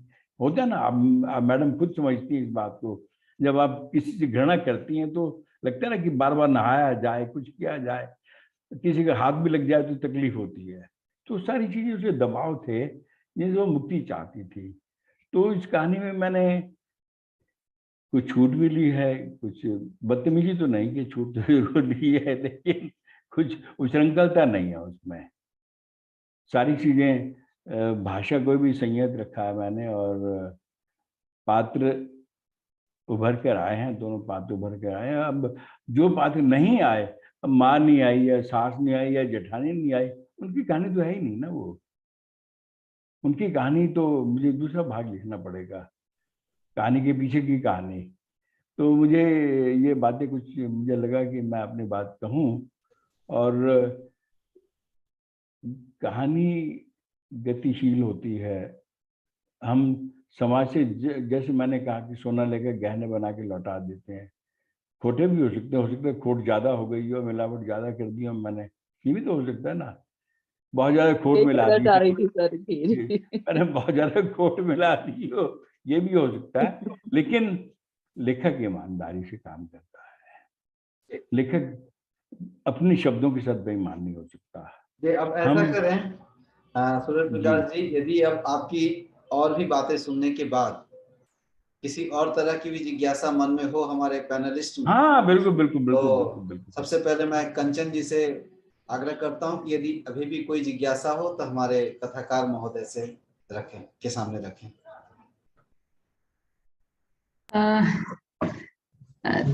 क्षमा करें सर, जी। मुझे जहां तक लगता है, अगर आपने मुझे भी थोड़े ध्यान से सुना है, काट दो नीचे कर दो, अगर आपने मुझे भी थोड़े ध्यान से सुना है सुना मैंने। तो अपनी कुछ असहमतियों के साथ मैंने कुछ बड़ी बातें भी मूल्यांकित की आपकी कहानी में। मैं एक ही बात कहूंगी, अब रचनाकार से रूबरू हो रही हूं कि विमर्शों के आधार पर रचना का जन्म नहीं होता और ना ही लेखक लिख सकता है। ये एकदम सत्य बात है। अनुभवों पर लिखा जाता है, विमर्श उन लेखन के बीच से जन्म लेता है। और इस कहानी के प्रसंग में जो मैंने एक बात सकारात्मक कही, जिसपे शायद ध्यान कम गया, वह यह कि लेखक ने एक टैबू को तोड़ा है। वो तोड़ा है, कृष्ण जी ने भी बात की कि हम एक औरत और एक मर्द, उम्र चाहे जो भी हो, उनका पति तो, अंजलि जी का पति 14 वर्ष ही बड़ा था। मेरे अपने जीवन का अनुभव है, बाकी लोग भी समझते होंगे कि उम्र में अगर 25-30 साल बड़ा भी कोई मर्द आपके साथ बैठा हो और आप एक रेस्तरां में चाय ही क्यों ना पी रहे हो, कॉफी ही क्यों ना पी रहे हो, तो नजर वक्र ही जाएगी। इस टैबूज को आपने तोड़ने की कोशिश की है, कि नहीं किया ही है। लेकिन जो मैं लेखक की बात से सहमत हूं कि कलम से पात्र निकल पड़ते हैं तो फिर लेखक के हाथ में बहुत दूर तक नहीं रहते। उन पात्रों के व्यक्तित्व की अपनी मांग भी होती है। मेरी असहमति सिर्फ एक जगह पे है कि पिछले एक दशक में स्त्री विमर्श का जो एक मुद्दा चला, मैं स्वयं भी पहचानी जाती हूँ स्त्री विमर्श की लेखिका के रूप में, लेकिन मैंने पिछले एक दशक से मंचों पर जाना इस विषय को लेकर एकदम बिल्कुल बंद कर दिया है। कारण ये, स्त्री विमर्श को नग्नता का पर्याय बना दिया हम लेखिकाओं ने, हम लोगों ने बनाया। बेडरूम की मुक्ति बनाया, एक से अधिक प्रेम पति हैं फिर भी 10 प्रेमी के साथ स्त्रियां घूम रही है, वो वाजिब है। तो फिर इसके काउंटर पार्ट में अगर पुरुष यही चीज करता है कि पत्नी घर में है, उसकी 10 प्रेमिकाएं बाहर है, तो वो गलत कैसे हुआ? जब किसी चीज को हम गलत साबित करना चाहते हैं तो उसके पैरेलल हमें अपना मूल्य खड़ा करना होता है। मेरा ऑब्जेक्शन और सहमति दोनों इस कहानी में बस इतनी ही बात पे है कि शायद लेखक इस चीज को बचा सकते थे। वो जो न्यूडनेस के 3 सीन हैं, उसको शायद लेखक बचा सकता था।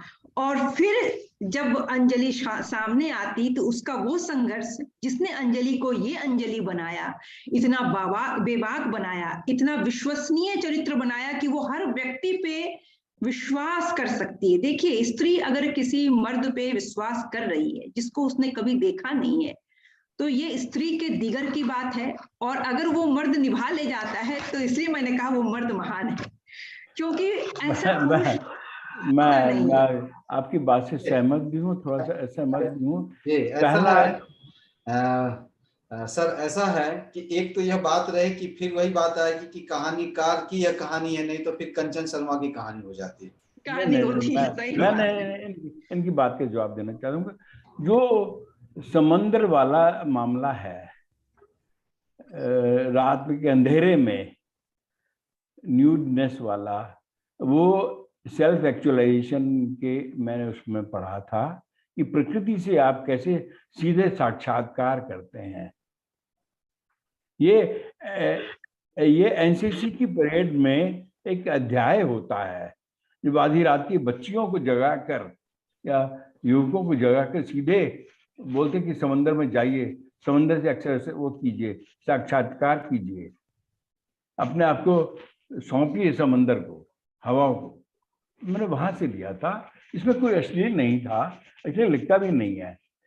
ठीक है, आपको बस कार वाला दृश्य लग सकता है, लेकिन अश्लील वो भी नहीं है। किसने देखा नहीं, अश्लील नहीं है, लेकिन ये लेकिन तो बहुत कर boldness का पर्याय भी नहीं होना चाहिए। वाकई में आपने स्थितियों को संभाला है सर, मैं अश्लील नहीं कहूंगी, आपने जो भी चित्रित किया है उसको मतलब बहुत अच्छी तरीके से संभाला है। जस्टिफाई नहीं कर रहा हूँ मैं, लेकिन जी मैं ये भी नहीं कह रहा कि बहुत अच्छा हो गया है, ऐसा नहीं है, संभाला। कहीं पर भी अश्लील नहीं है कहानी में जी, शब्दों से कहीं नहीं है, लेकिन घटनाएं और दृश्य जो चित्रित किए हैं लेकिन वहाँ वो लेकिन कहीं के कहीं लेकिन करते के हैं। लेकिन के बाद तो फिर दुनिया अनंत होती है ना। जी लेकिन अगर हम कह देते हैं ना, जब लेकिन में असहमति आ जाती है, उसके बाद तो अलग ही दुनिया होती है।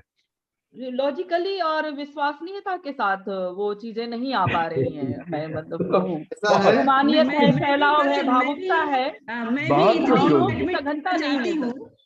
मैं भी भाव- इतना ही एडमिट करना चाहती हूँ वंदना जी कि विश्वसनीय नहीं बन पा रहा, क्योंकि अभी सर ने कहा भी कि हम यहाँ 3-4 महिलाएं हैं और आप सब शायद मुझसे रूबरू होंगी ही, पहचानती होंगी, तब तो उस कैटेगरी में मैं भी आ जाती हूँ, क्योंकि मैं स्वयं एक सिंगल महिला हूँ और काफी बोल्ड समझी जाती हूँ।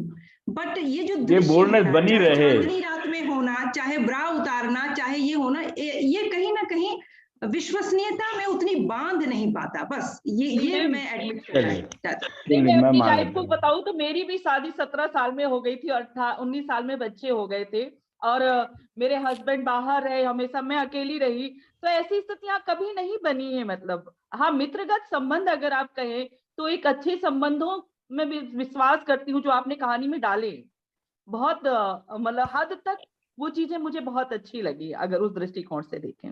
जी, और स्त्री कभी नहीं ऐसा सोच सकती। जी, ऐसा है कि अब सपाट बयानी का यह अवसर आप लोगों के हाथ में है, और आप आपस में अब जिसे जो भी बात कहनी है आपस में करें। मैं मौन हो रहा हूँ। हमारे लेकिन कृष्ण जी भी हैं, अजय जी मैं एक ही वाक्य कहूंगी, मैं बहुत खुश हूँ और हैरान भी हूँ कि 5 साल पहले छपी कहानी पर 2 घंटे की बातचीत हो रही है और राष्ट्रीय स्तर पर बात हो रही है।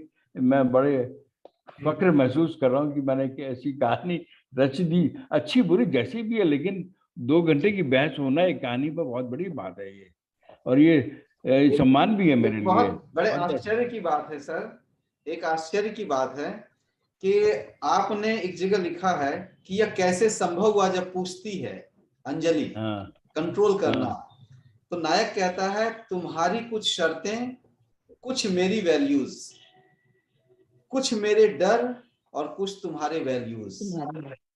ध्यान देने की बात है कि हर बात है, चारों आगे नहीं, इसमें बात है। नायिका की शर्त है लेकिन पुरुष डरा हुआ है।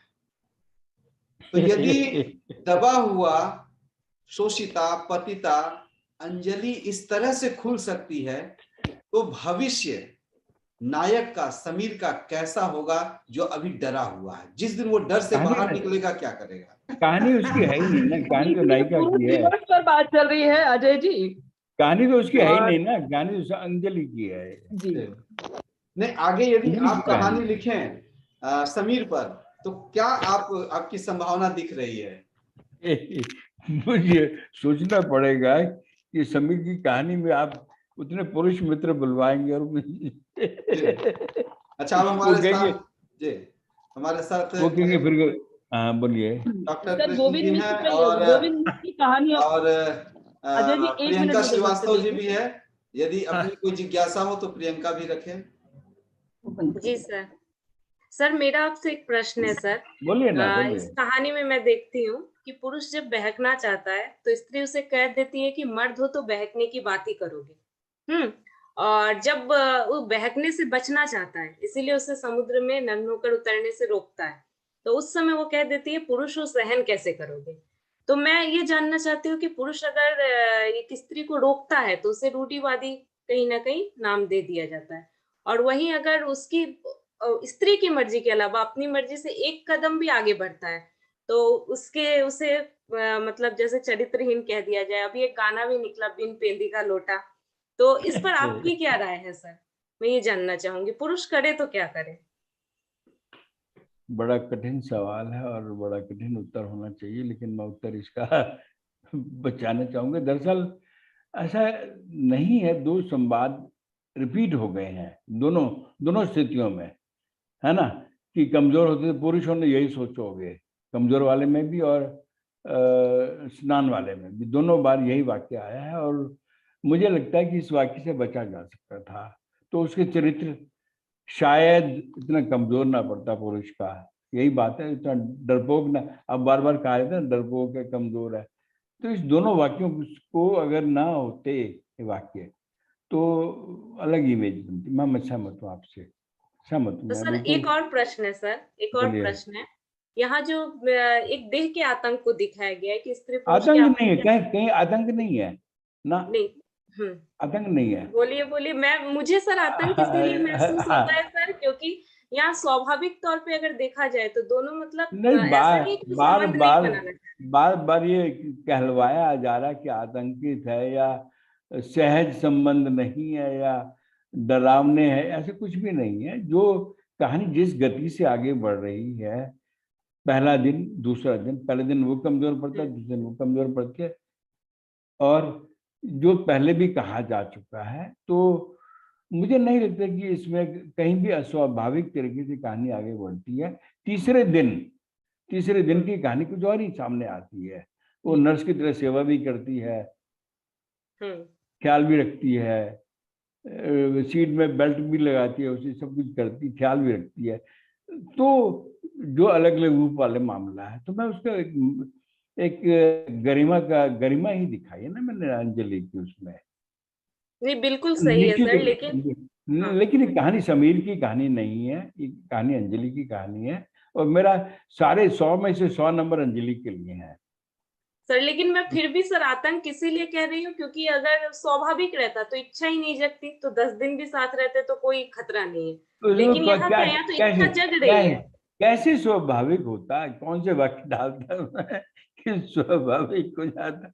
चलो वो क्या कहते हैं, चलो ताश खेलते हैं, इस बारे में बात ही नहीं करेंगे, चर्चा ही नहीं करेंगे, हम कबीर के दोहे पढ़ेंगे, रामायण की चौपाइयां पढ़ेंगे, बात ही नहीं करेंगे सेक्स की, तो वो स्वाभाविक होता क्या, वो अस्वाभाविक ज्यादा होता उस समय।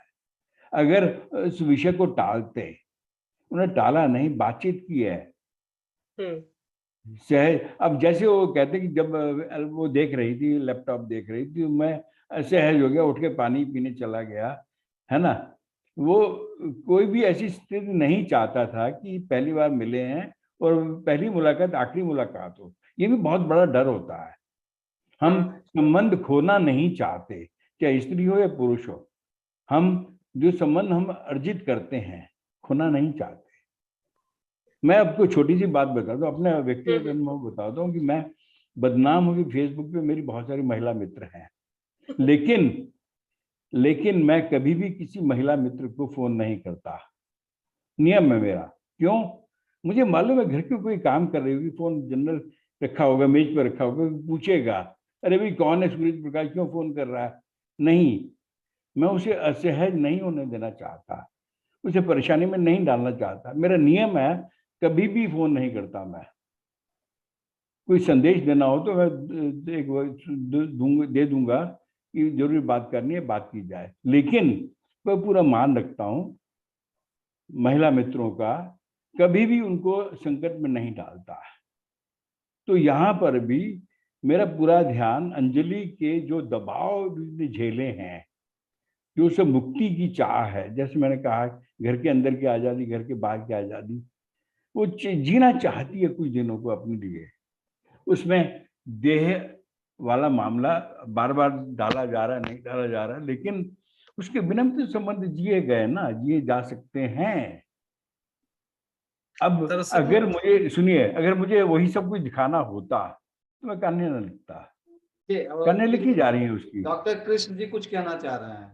बोले कहना ये चाह रहा हूँ, ये कहानी का संकट नहीं है, ये दृश्य जो है या नग्नता हम जो देख रहे हैं, ये जो है कहानी के संकट नहीं है, ये हमारे अपने मानस के संकट हैं कि हम वही उंगली रखना चाहते हैं कि ये चीजें ऐसी हैं, ये ऐसे हैं। मूल संकट ये है कि हम जिस तरह से हमारा जो परिवेश रहा है उसमें ये चीजें जो है हमें लगती हैं। मूल सबसे महत्वपूर्ण संदर्भ है। दूसरा ये जो बार बार कहा जा रहा है कि स्त्री को वो छूट मिल रही है, पुरुष वैसी ही छूट ले लेता है। भाई बार बार ध्यान रखिए, मैं अक्सर कहा करता हूं, स्त्री शरीर में गर्भाशय है, पुरुष शरीर में गर्भाशय नहीं है, इसलिए स्वाभाविक है। और तमाम मामलों में हम सब जानते हैं कि स्त्री की सहमति या स्त्री की सक्रियता अनिवार्य है, अन्यथा जो है ढेर सारे संकट है। इसलिए लगातार जो है यह अनिवार्य है कि स्त्री पक्ष को पहले वो इन सारे संदर्भों में स्त्री को थोड़ी अधिक तवज्जो दी जाए, ये एकदम अनिवार्य सा है। दूसरी बात ये कि जो सूरज प्रकाश जी ने अभी कहा कि मैं किसी को फोन नहीं करता, निश्चित रूप से ये महत्वपूर्ण बात है, और शायद इसीलिए अंजलि समीर के पास आ सकी, क्योंकि वो कहती है कि मेरी पूरी फ्रेंड लिस्ट में अकेले तुम ही रहे जिसने कभी भी कोई लिमिट क्रॉस नहीं की, वरना इस प्लेटफॉर्म पर ऐसे लोग भी भरे पड़े हैं जिनका बस चले तो फेसबुक पर ही पहले अपने और फिर सामने वाले के कपड़े उतारने में 1 मिनट की देरी न करें। तो ये विश्वास ये अर्जित कर सके, इस तरह के पुरुष जो है मिल पाना, इस तरह का विश्वास स्त्री अर्जित कर सके, ये बड़ी बात है। लेकिन प्रश्न सूरज प्रकाश जी से मेरा एक दूसरा है, वो ये है, ये आप कह रहे हैं, हम जैसे लोग ये मानते हैं कि फेसबुक भी जो है बेहतर माध्यम हो सकता है संवाद का और जो है वैचारिकी को अभिव्यक्त करने का, और तमाम लोग जो है कर भी रहे हैं। लेकिन आप एक पात्र के माध्यम से जो बात कहलवाते हैं वो क्या लेखक का ही वक्तव्य है, ये समीर के माध्यम से ही, कि फेसबुक चैट की एक सीमा होती है। समीर ये बोलती है, वो अंजलि, वहां आप थोड़ी देर के लिए मन बहलाव के लिए, रोजाना की तकलीफों से निजात पाने के लिए या रूटीन से बदलाव के लिए आते हैं। जीवन के गूढ़ रहस्यों की बात करेंगे तो आप इतने शानदार सोशल मीडिया प्लेटफॉर्म पर भी अकेले रह जाएंगे। मेरा ये मानना है, सूरज प्रकाश जी मेरा प्रश्न अभी सुनिए आप, कि मूल संदर्भ ये कि ठीक है तमाम लोग हाय हेलो फोटो देखने या नाइस क्लिक या तमाम बातें करने आते होंगे, लेकिन इसी समाज में ऐसे तमाम लोग हैं जो बहुत वैचारिक प्रतिबद्धता के साथ भी इस प्लेटफॉर्म पर जुड़े होते हैं। वे जो भले जो है उनको लाइक कम मिलते हों, भले उन पर कमेंट कम आते हों, लेकिन क्या वो जो है इस शानदार प्लेटफॉर्म का उनको इस तरह से उपयोग नहीं करना चाहिए, या वे अकेले ही रह जाएंगे? ये क्या नियति है कि अकेले रह जाएंगे? बल्कि मुझे लगता है कि और बेहतर ढंग से इस प्लेटफॉर्म का उपयोग अगर वो करें तो जो है और बेहतर वैचारिकी तैयार हो सकती है, और बेहतर जो है सांस्कृतिक दृष्टि तैयार हो सकती है, एक बेहतर समाज की निर्मितियां भी हो सकती हैं, यह नाइस क्लिक और जो है और तमाम इस तरह की बातें करने वाले लोगों की अपेक्षा। इस पर आपकी क्या राय है? क्या फेसबुक का ऐसा उपयोग नहीं हो सकता? मैं सहमत हूं, लेकिन फेसबुक का इस्तेमाल क्या हो रहा है? मेरी टांग सुनिए, मैं चार सवाल पूछूंगा। फेसबुक का इस्तेमाल क्या हो रहा है? मेरी टांग टूट गई है, टूटी हुई टांग की फोटो, ये व्यक्ति सापेक्ष है, मेरी बात सुनिए। ज्यादातर लोग क्या कर रहे हैं, जो फेसबुक पे नहीं करना चाहिए वो फेसबुक पे कर रहे हैं। थोड़ी देर पहले पिता की मृत्यु हो गई, पिता की फोटो दिखा रहे हैं, है ना? नहीं वही कह रहे हैं कि संवेदना, जहां संवेदना जुटाना चाहते हैं वहां पर वितृष्णा पैदा कर रहे हैं आप, यह ना, वहां सहानुभूति मुझे नहीं होगी। अब मैं छोटे से प्रश्न आपसे पूछता हूँ कि किसी की मृत्यु हो गई, दुखदायी घटना है ना, किसी की मृत्यु हो गई, नाम ना दें, किसी बड़े व्यक्ति की मृत्यु हो गई, उसके लिए 200 व्यक्तियों ने फोटो लगाकर अपने साथ के संबंध दिखाए।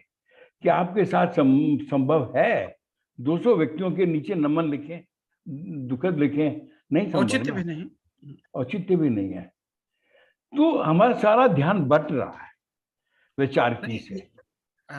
इसलिए तो मैं कह रहा हूं, मैं यही बात, मेरी भी चिंता आपकी, मेरी चिंता एक ही है कि जिन मुद्दों पर हम बहस कर सकते थे वहां हम साइड ट्रैक कर देते हैं, और दूसरी चीजों में हमारे बहुत सारी एनर्जी वेस्ट होती है। अर्थशास्त्र में एक सिद्धांत है, बुरी मुद्रा अच्छी मुद्रा को चलन से बाहर कर देती है, वो यहाँ लागू हो रहा है। हमें बेकार के टंटेबाजी में बहुत सारा ध्यान, समय, एनर्जी लगानी पड़ती है।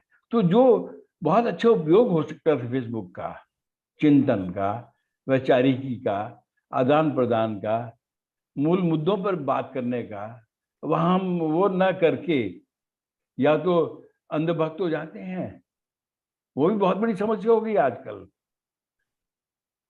वो भी बहुत बड़ी समस्या फेसबुक की हो गई है ना। वही तो, जब जो है अच्छे लोग सक्रिय नहीं होंगे, जब अच्छे लोग फेसबुक को बेकार मानते रहेंगे, जब अच्छे लोग जो है हम आप कल मित्र बनते हैं, आज ही मित्र बनते हैं, बात करेंगे खूब, है ना। दरअसल बहुत जरूरी है कि हम अच्छे लोगों को तलाश करें, अच्छे लोगों से बातचीत करें। होता क्या है कि हमारा बहुत सारा समय बर्बाद होता है टीआरपी में। मेरी कविता लाइक करो, मेरी कविता करो, इनबॉक्स में भी डाल दी, व्हाट्सएप पे भी डाल दी, यहाँ भी डाल दी, वहां भी डाल दी, कितनी जगह मेरे पीछे पड़ोगे भैया।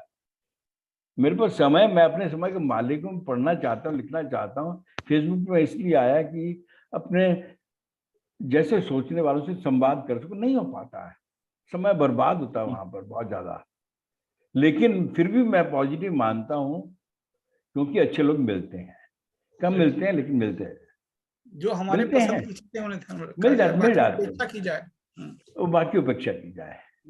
बहुत पॉजिटिव पक्ष भी हैं सर इसके, ऐसा नहीं है, बहुत पॉजिटिव है, खाली समय जी। समय और मैं बर्बाद तो होता है। शायद फेसबुक के माध्यम से ही लेखिका बनी, मेरी चीजें गई और बहुत अच्छे लेखक मिले, हमें बहुत अच्छा सहयोग मिला, और मुझे उस पाठक माध्यम भी से मिले, मैं आगे बढ़ी। पाठक मिले, अनुवादक मिले, किताबों के खरीदार जी मिले, सब मिलते हैं यहाँ पे, अच्छे लोग मिलते जी हैं।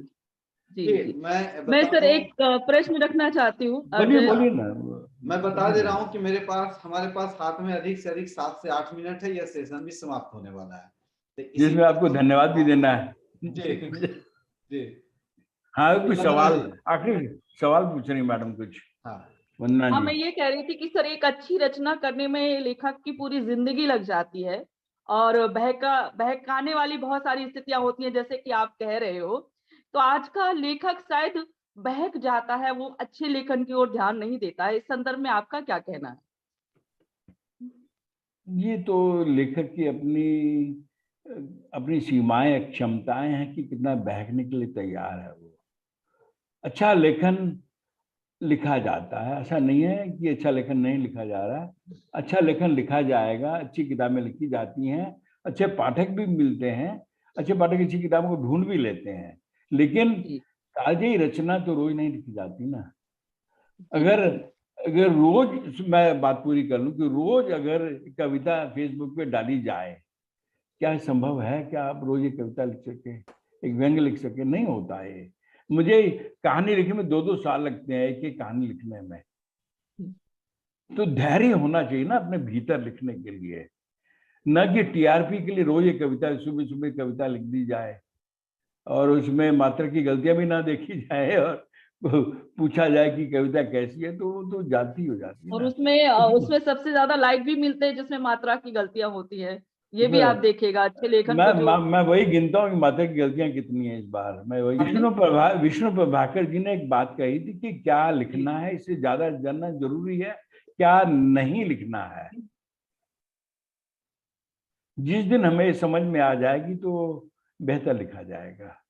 मैं अपने अनुभव और अपनी परेशानी और साथ ही इस कहानी में जो उपलब्धि छिपी हुई है, इस ओर छोटी सी टिप्पणी करना चाहूंगा। जरूर। साधारणतः आलोचना, समीक्षा या शोध करते समय यह देखा जाता है कि रचनाकार ने यह लिखा या नहीं लिखना चाहिए या लिखना चाहिए, इस पर बात रह जाती है। लेकिन यदि कथ्य के स्वरूप पर हम बात करें तो आखिर कथ्य का सत्य क्या होता है? यदि जो घट रहा है उसी को हम लिखते रहें तब वहां साहित्य की सृजनात्मकता नहीं बल्कि पत्रकारिता आ जाएगी। लेकिन जैसे ही हम किसी घटना में संभावनाओं को देखने लग जाते हैं, जिसको लेकर अभी अभी सूरज प्रकाश जी ने कहा कि कलम से बाहर चली जाती है नायिका, तो जो बाहर जाती है कहीं ना कहीं उस पात्र की उस दिशा में जन्म लेने वाली संभावनाएं होती हैं। तो कहा जाता है कि कथ्य क्या है?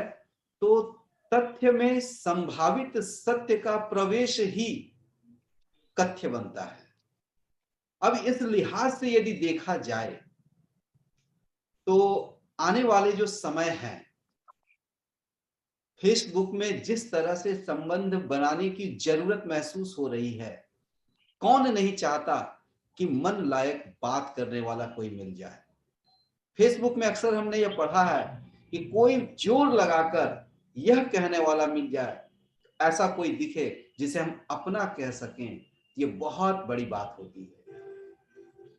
तो सोशल प्लेटफॉर्म ने हमें यदि मौका दिया है जुड़ने, जोड़ने और जुड़े रहने का, तो चयन करने का, चुनने का, ऐसे संबंध को हम कैसे जिएं, अब उसकी स्वाभाविकता में या संभाव्यता में। तो जाहिर सी बात है कि आज हमारा समय, समाज यदि यह सोचता है कि नदी समुद्र के किनारे अंजलि का उस रूप में जाना अनैतिक है या अश्लील है, तो मैं स्मरण कराना चाहूंगा कि अश्लीलता जब हम कहते हैं सोच में, आचरण में, स्वभाव में है, तो अंजलि कहीं से भी कामुकता की इच्छा नहीं पाल रही होती है, अन्यथा नितिन के साथ भी वह आगे बढ़ सकती थी। और एक जो बात मुझे भी कहानी पढ़ते समय बहुत परेशान कम कर गई, बल्कि उत्सुक बना गई कि सेल्फ एक्चुअलाइजेशन है क्या। अब एक्चुअलाइजेशन यानी एक्चुअली जो है, अब हम जो एक्चुअली महसूस करते हैं हम उसको सामने जिए, यह संभव नहीं हो पाता है। हम तो कई पर्दे के पीछे जीवन जी रहे हैं। यह अलग बात है कि मैं फिर कहूंगा तो सूरज प्रकाश जी कहेंगे चूंकि यह कहानी अंजलि की है इसलिए हमने तवज्जो समीर को नहीं दिया, यह एक अलग मुद्दा है। लेकिन एक्चुअलाइजेशन की बात है कि हम अपने मन की, अपनी भावनाओं, अपनी इच्छा, जरूरत के साथ जी नहीं पाते हैं। लेकिन यहाँ एक छोटी सी दिक्कत आती है कि वस्त्र को उतारने में ही सेल्फ एक्चुअलाइजेशन, यानी कि प्रकृति से कांटेक्ट में आने में, चाहे वह अपने टेरेस पर हो अंजलि या समुद्र के किनारे हो। ऐसा क्या है कि वस्त्र को हटाना एक जरूरी महसूस हो गया। यदि यह सेल्फ एक्चुअलाइजेशन के तहत है कि हम बिना वस्त्र के भी सहज ढंग से प्रकृति से कनेक्ट हो सकते हैं, तो जाहिर सी बात है कि यहाँ देह को उस रूप में नहीं लिया गया है जिस रूप में अन्य कहानियों में प्रेम कथाओं के जरिए या विवाहेतर संबंधों के जरिए नायिकाएं अपने शरीर को लेती हैं कि मेरी देह और मेरे फैसले, स्त्री मुक्ति के नाम पर जो है कि मैं चाहे जिसके साथ संबंध बनाऊं। यह जो अति है, कम से कम उस अति से सूरज प्रकाश जी ने जरूर अंजलि को बचाया, और अंजलि को बचाते हुए जो संदेश दिया कि हाँ, शरीर से इतर भी कुछ संबंध हो सकते हैं। अब कैसे यह संभव हो पाएगा, इस पर हम शायद हजारों वर्ष से मंथन कर रहे हैं। उस मंथन की दिशा में विमर्श का जो प्रचलित शक्ल है, प्रचलित चेहरा है, उस चेहरे को एक आकार देने की कोशिश सूरज प्रकाश जी ने की है। यह अलग बात है कि वह अंजलि के माध्यम से। इसलिए मेरी एक जरूरत भी है, जिज्ञासा भी है कि एक बार आप कहानी महेश दर्पण की पढ़ लें, पछाड़, जिस पर मैंने महेश दर्पण जी के साथ भी रिकॉर्ड किया है। उसमें भी पुरुष डरा सहमा ये रहता है। तो इस डरे सहमे मध्यवर्गीय पुरुष का भविष्य कैसा है, क्योंकि स्त्री विमर्श के समानांतर मैं नहीं चाहता कि पुरुष विमर्श खड़ा हो, लेकिन स्त्री विमर्श को यदि समग्रता देनी है तो अवश्य ही इस दिशा में हमें बात करनी पड़ेगी। इन्हीं बातों के साथ मैं सबसे पहले हमारे कथाकार सूरज प्रकाश जी को बहुत बहुत धन्यवाद कि हम लोगों को उन्होंने एक ऐसी कहानी दी जिसमें स्वाभाविकता और स्वाभाविकता के बीच संभाव्यता की ओर हम सोचने को प्रेरित हुए। उन्हें बहुत बहुत धन्यवाद। और मैं यह भी अपनी इच्छा प्रकट करूंगा कि आपकी कहानियां बहुत सारी ऐसी हैं जो सोशल प्लेटफॉर्म से ही संबंधों को जन्म दे रही हैं। उसको एक सीरीज के तहत मैं यहाँ विषय बनाना चाहूंगा और आपका सहयोग चाहिए।